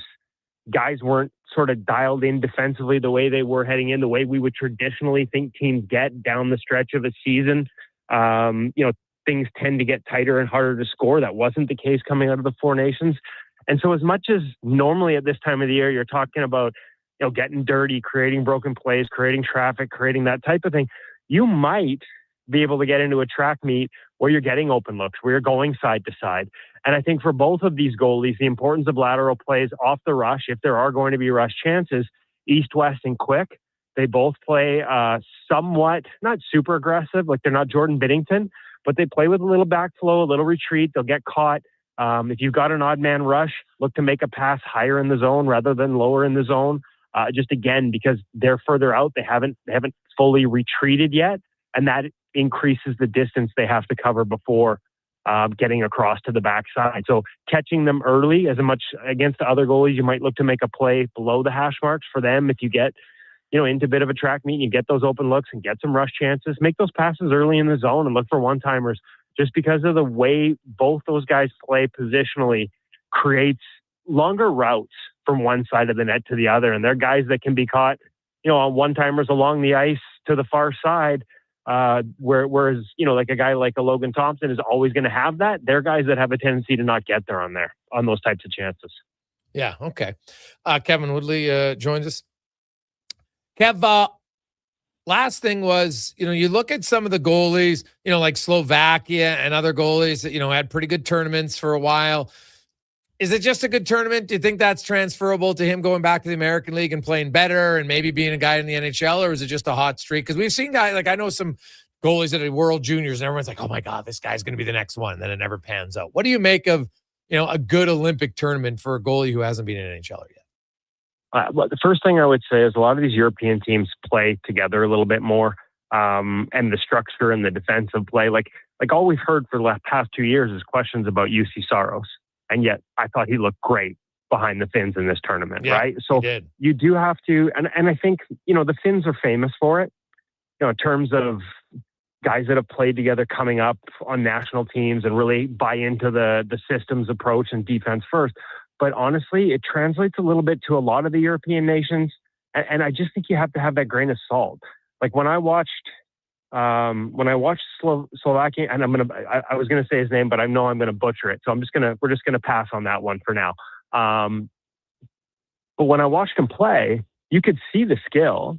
You can clearly see the size. And yet we just talked about the same thing with Binnington and Hellebuck. The exposure is still there too. And maybe a little bit more for him. I thought he painted outside the edges a little bit, positionally for such a big goaltender. At times, I thought needlessly.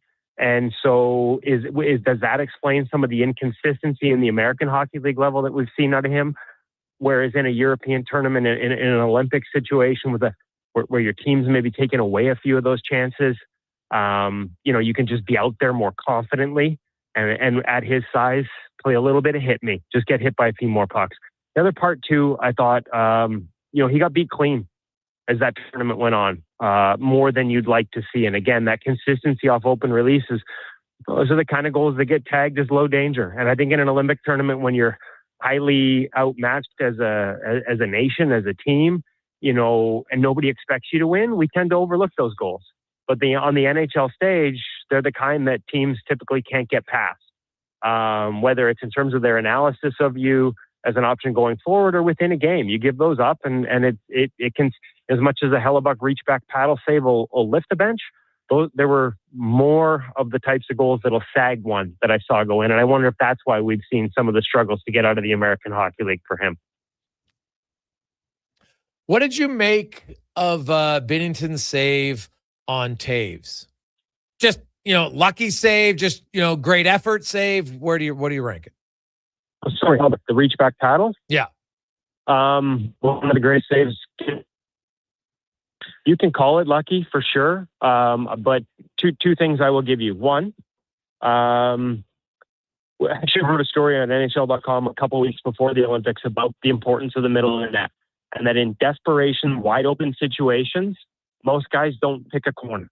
They try and go middle of the net. Now, Nathan McKinnon probably wishes he'd gone middle of the net on his wide open shot. Yep. But in that case, if you look where Taves is trying to shovel it in, and I think it's kind of just where the puck ends up, but it's middle of the net, right? Like that's where you reach back. That's where you try and get something to. And I do think you have to tip your hat to the fact that he didn't give up on it. Like there are a lot of goalies in that situation where it's like, oh, I'm beat. And that ability to have that moment of desperation, to maintain a visual connection, to reach back with the paddle, Yes, it's instinctual, and yes, it's the Olympics, and you're always going to battle. But like in that split second moment, not every goalie does. Not every goalie does. A lot of those end up being tap-ins. But we've seen some of the greatest saves in Stanley Cup runs be that exact one. I think of Braden Holtby against the Vegas Golden Knights on his run, right? Can't remember if that was Ovechkin or not, but the reach back paddle down, wide open net, saves a guaranteed goal, swings momentum in a key game en route to a Stanley Cup championship. I think, and I'm trying to remember whether it was midway through the playoffs or towards the end, Aiden Hill had one of those for the Vegas Golden Knights on route to their Stanley Cup championship. So there's a lesson there for goalies at every level. As much as we talk a lot, and I talk a lot about technique, and as important as it is to dial it in, can never let go of your desperation. And that battle and that willingness to stick with plays when a lot of others might stop. In that case, you give yourself a chance, and the chance was enough to make like I said, what might be one of the greatest saves, in Olympic history. Again, I don't have them all in front of me, and I'm sure Hasek had a few during that run in '98. But for a team that was being dominated for the most part, that was not just save the game in terms of keeping them, from falling behind. That was momentum shifting, I think, probably both ways. Like, even if you look at McKinnon missing, how much of McKinnon missing that wide open net is him thinking that net's probably not wide open. I got to get this off right away. Otherwise Hellebuck will get there. Yeah, who knows? That's just a bad miss, right? Like when we talk about a goalie flubbing a goal and say that's a bad goal that he let in, that's just a bad miss. And I know people that, it's amazing to me how much more people will rip on a goalie for allowing a weak goal than they will for a guy missing a wide open net. Like, I'm sorry. It's just as egregious, maybe more, because that's an easier shot to make.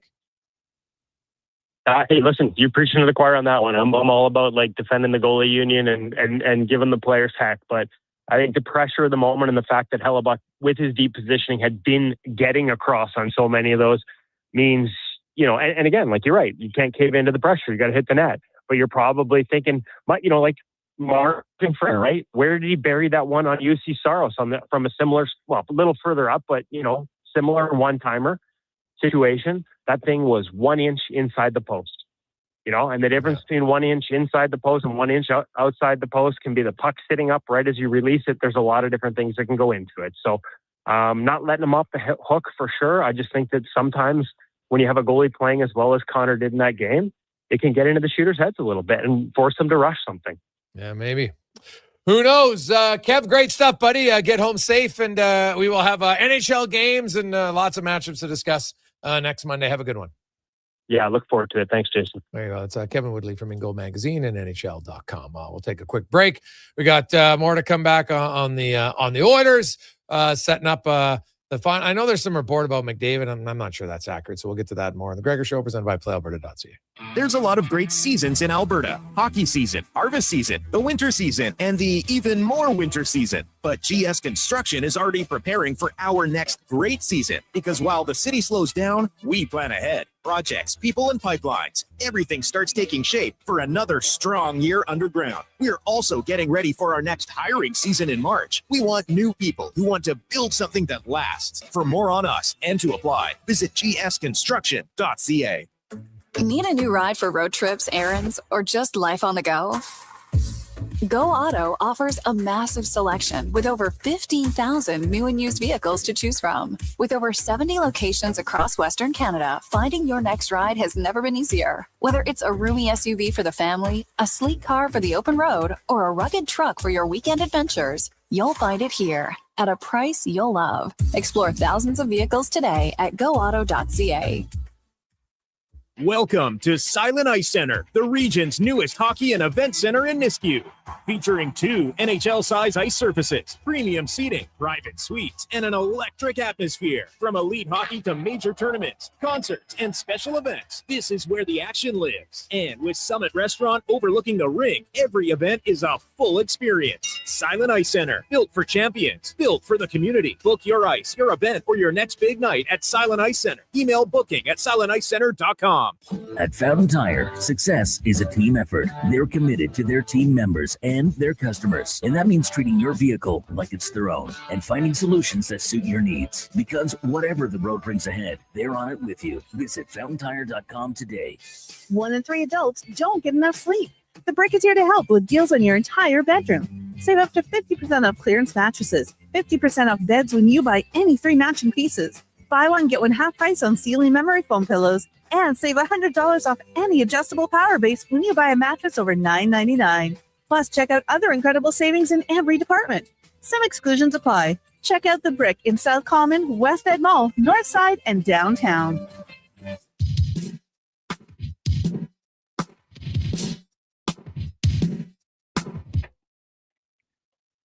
Portions of this hour brought to you by Riverside Honda, 59 years and counting as St. Albert and surrounding areas' premier Honda and Can-Am dealer. It's your dream. Ride it at riversidehonda.com. This is Sports 1440, where Edmonton talks sports. On YouTube, Facebook, and X. Here's Jason Gregor. Brought to you by playalberta.ca.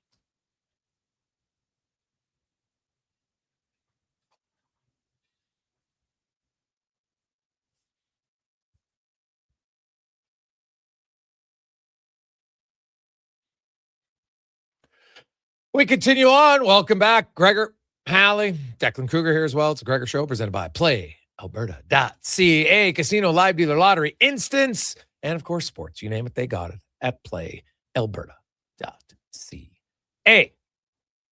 The Edmonton Oilers have arrived. They're in Anaheim today. They will skate tomorrow. Then they will have a morning skate Wednesday, and boom, they will play. Look for Adam Henrique to be activated off of LTIR after Wednesday's skate, simply because you wait until the last possible moment. So in case some freak injury happens, then he's still on LTIR in case he aggravates something. And I use that. Look at the Kapanen example. Prime example, right? Looked like he was ready to play. Boom. Got injured in practice, missed another 6 weeks. So you never take the guy off until that final practice. That's kind of LTIR etiquette.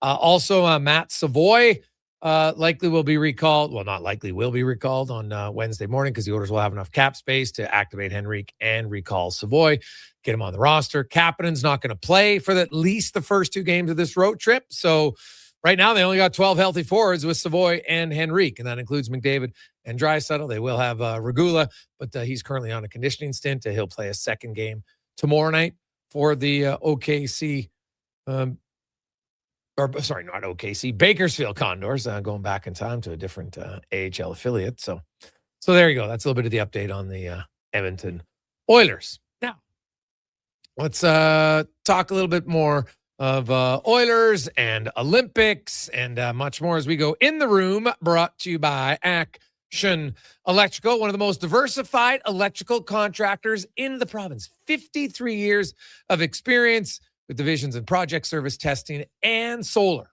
Can help you out any issue. ActionElectrical.net. And host of the pre and post game show here on Sports 1440, Andrew Walker joins us. And Walks, it was an early morning. It was everybody was exciting, and then it was silence across the country after a Jack Hughes shot. A devastating loss to what was a great game. Yeah. Hey, Gregs. Hey, fellas. I'm still processing. We've had a lot of this, haven't we? Right, like back-to-back Oilers Cup final losses, and if you're into the Blue Jays, that was. I mean, man, that the Blue Jays lost, but that's as bad of a loss as you can ever find in sports. And then, I mean, we're used to it. So I feel like my emotions, I'm used to dealing with some of this stuff, after the Team Canada game. And that's unique, right? Because that's a one game winner take all where Canada, man, they dominated. Like, so I'm okay. I'm okay emotionally, but it comes with a lot of stuff. And I was thinking about this today too. We had a hockey skate today, so we were at a little pub in the south afterwards, and we were talking to some of the serving staff, and the difference, like if Canada, you remember 2010, If Canada scores in overtime, every bar in the greater Edmonton area is just, they're going all night. They're going all day. It's a party. Yeah. And Jack Hughes scores. So everyone pays their bills and walks out and goes back to their lives. And so even economically, I think it hurts a little bit. But yeah, I'm still getting over it. I've really been avoiding social media over the last 48 hours because I don't really want to see the USA rah, rah, rah, because Canada they played great. They were awesome. They should have won that game. Yeah, and hey, what's his name played unreal in goal for them. Hellebuck. Canada's, the thing is, when your best guys have good chances, you're feeling pretty confident. And man, I feel for McKinnon because he's probably gonna, I don't know, he'll probably try to block that out. He's had a lot of success in his career, but man, he'll be thinking, how the hell did I miss that shot? And that's just, it's unfortunate. But him, like a lot of other teams, they got to turn the page now, and boom, you get right back to it. And Edmonton's in Anaheim, then they're in LA, then they're in San Jose. And all three of those teams, if you look at it, the Kings could tie the Oilers in a game because if they win all their games in hand. The Sharks could actually tie the Oilers if they win all their games in hand. And the Ducks are 1 point back with 2 games in hand. So Edmonton's in a little bit of a dogfight here. They, as much as it might be difficult because their best players is going to come off without much rest and maybe be disappointed, they got to find a way here to wake up and be better defensively because they need some wins. And I think you kind of got to win 2 out of 3 on this road trip. The Oilers, I really thought, and this is kind of what they do. This is what we're used to. That homestand, right? They get all the road games out of the way, and the homestand with a lot of beatable opponents. It was really a chance to put yourself in a good spot. And they didn't do it. They were basically 500 and all of a sudden you look down and you're right. It's an absolute dogfight. And when you factor in games in hand, which I don't generally love to do, but, because all these teams are going to play each other and you can't just assume everyone's going to win all their games in hand. We know how that works. But all of a sudden, the Oilers are just one of the teams in a big mix. I would think, if you're an alien and you come down and you look at the standings, you're like, oh yeah, like of course the Oilers could miss the playoffs. We're so used to this team finding a way to get it done in crunch time that I still am bullish. I still feel like they're going to find a way to do it. But I'm not insane. I think it's not a guarantee. And this team, they have 24 games to go. The teams that make the playoffs are going to be the teams that, they're going to win 16, 17 of these games. Like the Oilers have to get hot, and they've been incredibly inconsistent. And so, if you're an Oilers fan and you're a little, worried, I don't blame you. And at the same time, I still tell myself all the time, I'm going to believe this history. I'm going to believe the sample size. I mean, when this team's back is against the wall, they always seem to get it done. But listen, they have to be much, much better. And I think the Paul Coffey stuff is very interesting because, A, it might be obviously the right move, but B, it shows that there's a little bit of maybe panic is the wrong word, but they know that the current state, what they're doing, how they've played, it's not good enough. It's not going to get done. No, that's totally fair. There's a lot of areas they got to be better defensively. And it's just, they have lapses and when they have a lapse, it seems to last a game or it seems to last multiple games. And like their penalty kill for 53 games was top 10. And then just completely fell off a cliff for 5 games. One of those guys who I think's got to get going. Like there's a few guys, Nurse and Wallman for sure, but Tristan Jarry has to play better than he's played since arriving in Edmonton.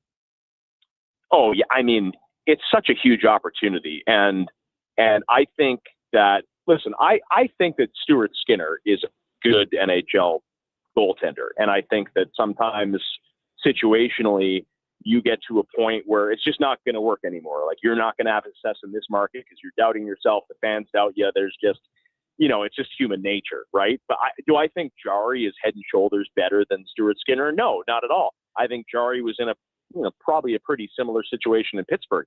I think they're both really good goalies. So for Jarry, man, this is a huge opportunity. Like you got to be energized. You have you've played in Edmonton before. You have a great skill set. You have a chance. I mean, what an opportunity, right? This is a Stanley Cup-esque team, and all they need is a goalie to come in and be solid. I mean, and I think for Jari and Ingram too, although, it's like you say, it's probably more on Jari because he might lose his gig to Ingram at this point, but it's right there for him. Like, you just got to be solid, not a liability. And I think the team will be better going forward, but you're right. I mean, there's an investment there in Tristan Jarry and Nurse, Wallman, Jarry. I look at the guy coming off the IR. I think this is kind of Custer's last stand for Adam Henrique. We know he can be an effective player, but right at this point, it's put up, make an impact, or retire, basically. So there's a lot of those guys that I think need to be issued a challenge and need to respond. It's a shortened season. This is a brand new year, basically. 24 games to go. There's a lot of guys that got to play their best hockey. There's no doubt. Yeah, there's a few guys. Like, I think the coach has shown tons of patience with Matthias Janmark. I think that's going to change here. I think Janmark, now I know Kapanen's out, so they only have 12 forwards, fine.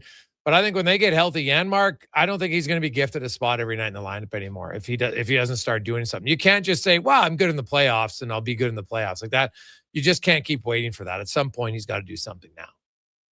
Yeah, no, I would agree. Again, it's tough. I think this fits kind of the whole reputation of the Oilers, right? Like, as we were having the same conversations about Janmark last year, and then, what do you do in the playoffs? He just turned it on, right? The same as, Connor Brown did, and Vasily Podkolzin did, Barry Kapanen did. So it's tough. I mean, I go through these conversations every day, Greg, in the sense of like, what do you trust? I'm sure the coaches do too. It's like, well, this guy's proven. He's been there. He's done that. We need to trust him in the big moments. And this team, again, they always seem to get it done when their backs are against the wall. But there is a time where that just runs out, and what are you doing? You're beating your head against the wall, playing guys that shouldn't have been played. Yeah, I would throw Janmark in there. Like, on if he didn't have the history of playoff success with the Edmonton Oilers, like if he had signed, let's say, this offseason, well, with any team, the Winnipeg Jets, right? If he's Gustav Nyquist, like, he's getting healthy scratched and, probably bought out, right? But because he's had that success with Edmonton, they keep throwing him out there. And I'm not 100% convicted that it's right or wrong, right? Like, going with the vets has seemed to be a pretty good thing for this team, but I don't disagree with you. I think this Olympic break has given us like this 24 game sequence, and it's, as Josh Donaldson famously said with the Blue Jays, it's officially the not try hard league. It's officially the get it done league, and it's officially the get it done time for the Oilers. Yes. Andrew Walker, pre and post game host, joins us. Walks, I think the number one priority for Edmonton over the next 11 to 12 days leading up to the deadline is they need a second pair right shot defenseman. Do you see a position that's more crucial to fill other than that? I do. I think, generally speaking, I like the makeup of their 6 defensemen, but that comes with, if Nurse is the Nurse of last season, and if Jake Wallman is the guy that they decided to give 7x7, which brings in a few question marks at this point. I don't mind their 6. I would like a depth option on D, but I need another centerman. And I'm talking Ryan O'Reilly, a Boone Jenner. I need a guy that is a definite third line center with a little upside. In a perfect world, I think you need a scoring winger. I think you need a third line centerman, and I think you need a depth defenseman. But with the cap restrictions being what they are, you might have to pick and choose. And obviously there's, who's available as well, right? Is Nashville, trying to make a run or whatever? I look at a guy like, I think Boone Jenner is available, wins draws, can kill penalties, can provide you some scoring punch. I go that way, a little more so. I don't mind the D they have, but they have to play better. That's number one. So yeah, I mean, I would put a priority up front for sure, but we'll see what's available, I guess. Walks, great stuff, buddy. We'll listen to you back on the air on Wednesday after a few week break. So you'll be ready to roll, all healthy and everything. Looking forward to it. Some late games. We'll be doing the shows. It'll be 2 a.m., but we'll keep going strong here on 1440. There you go. Love it. That's Andrew Walker, pre and post game host here on Sports 1440. We'll take a final break, come back, wrap things up. It's a Gregor Show presented by PlayAlberta.ca. Noodle, noodle, noodle, noodle, noodle, noodle, noodle, noodle, noodle, noods. Noodle, noodle, noodle, noodle, noodle, noodle, noodle, noodle, noodle,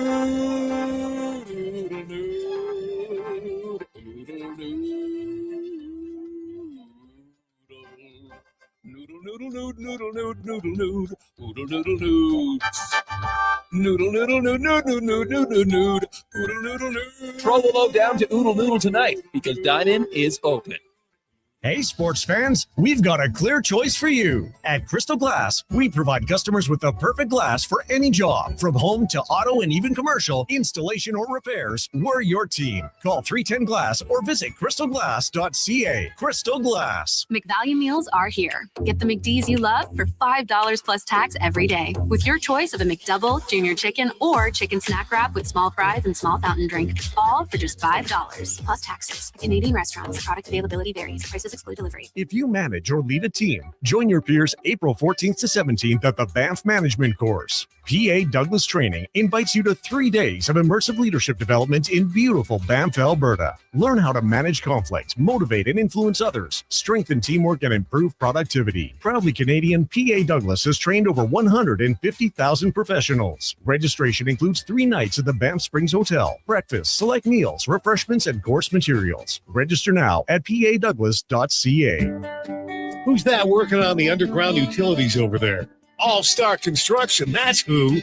What about the street lighting? Yep, All-Star Construction. And the directional drilling, hydrovacking, neighborhood renewal, and telecommunication work? Yep. Since 2009, All-Star Construction has been doing all that and more, shaping and building Edmonton communities for land developers all around Edmonton. That's what All-Star Construction is all about. Hey, hon, I'm getting expressions and images to frame my hockey card collection in the man cave. Perfect. I'll come with you and bring our wedding photos. For sports memorabilia and family treasures, think Expressions and Images, your local custom framer since 91. You name it, we frame it. McValue meals are here. Get the McD's you love for $5 plus tax every day with your choice of a McDouble, Junior Chicken, or Chicken Snack Wrap with small fries and small fountain drink. All for just $5 plus taxes. Canadian restaurants. Product availability varies. Prices exclude delivery. Are you overwhelmed by debt and getting nonstop calls from creditors? It can feel like there's no escape. Debt doesn't have to be a life sentence. A single call can turn things around. My name is Parveen Middleton. I'm a licensed insolvency trustee at BDO right here in Edmonton. I can help you become debt-free with a solution just for you. Let's put an end to those calls from creditors together. Call 1-833-BDO-TALK or visit bdodebt.ca to discover your debt-free future.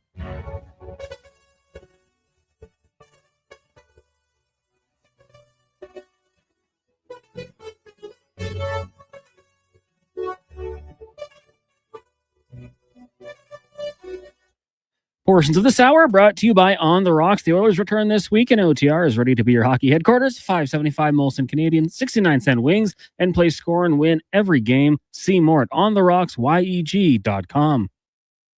The Jason Gregor Show, the best of Edmonton sports talk and beyond. This is Sports 1440. Presented by PlayAlberta.ca, Alberta's only regulated online gambling website.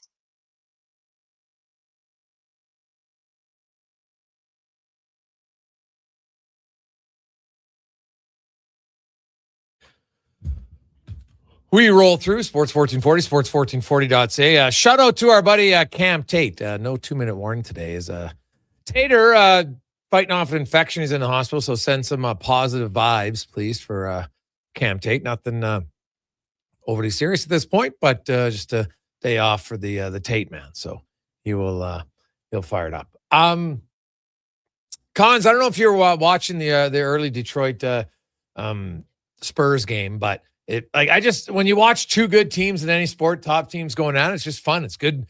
It's good sports to watch. Yeah. Spurs were up 14-2, I believe. Now Pistons lead 29-26. Now we're tied. But yeah, this is going to be two really good teams going at it right here tonight.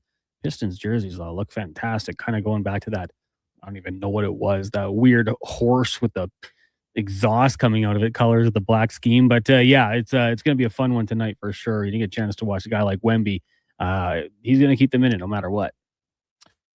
Yeah, well, hey, Cunningham, pretty good player. Both these teams are pretty good. So, yeah, the Spurs and if I was like, what series could I watch in the NBA playoffs? It's San Antonio, OKC, 7-game series in the Western Conference Finals. That would be a matchup. Oh yeah, 100%. I mean, coming out of the East, we'll have to wait and see. But I think that would be one of those series where you watch it and you think this is probably going to be the winner, similar to the Seahawks and Rams in the NFC Championship. Right now, it looks like the strength lies in the West for sure. Yeah, no, that's there's no doubt about that. Although I wouldn't sleep on the Celtics. I don't mind Detroit. I will say I'm surprised Toronto's just continue to hang in as long as they have, man. Like the Raptors are way better than I thought they'd be this year. Like you look at if you're at PlayAlberta.ca at the wins at the start of the year, like the Raptors are going to crush it. So they're playing a lot better. They're still 5th in the East, and like I don't think they're like a dominant team by any stretch of the imagination, but you know what? They're sneaky competitive.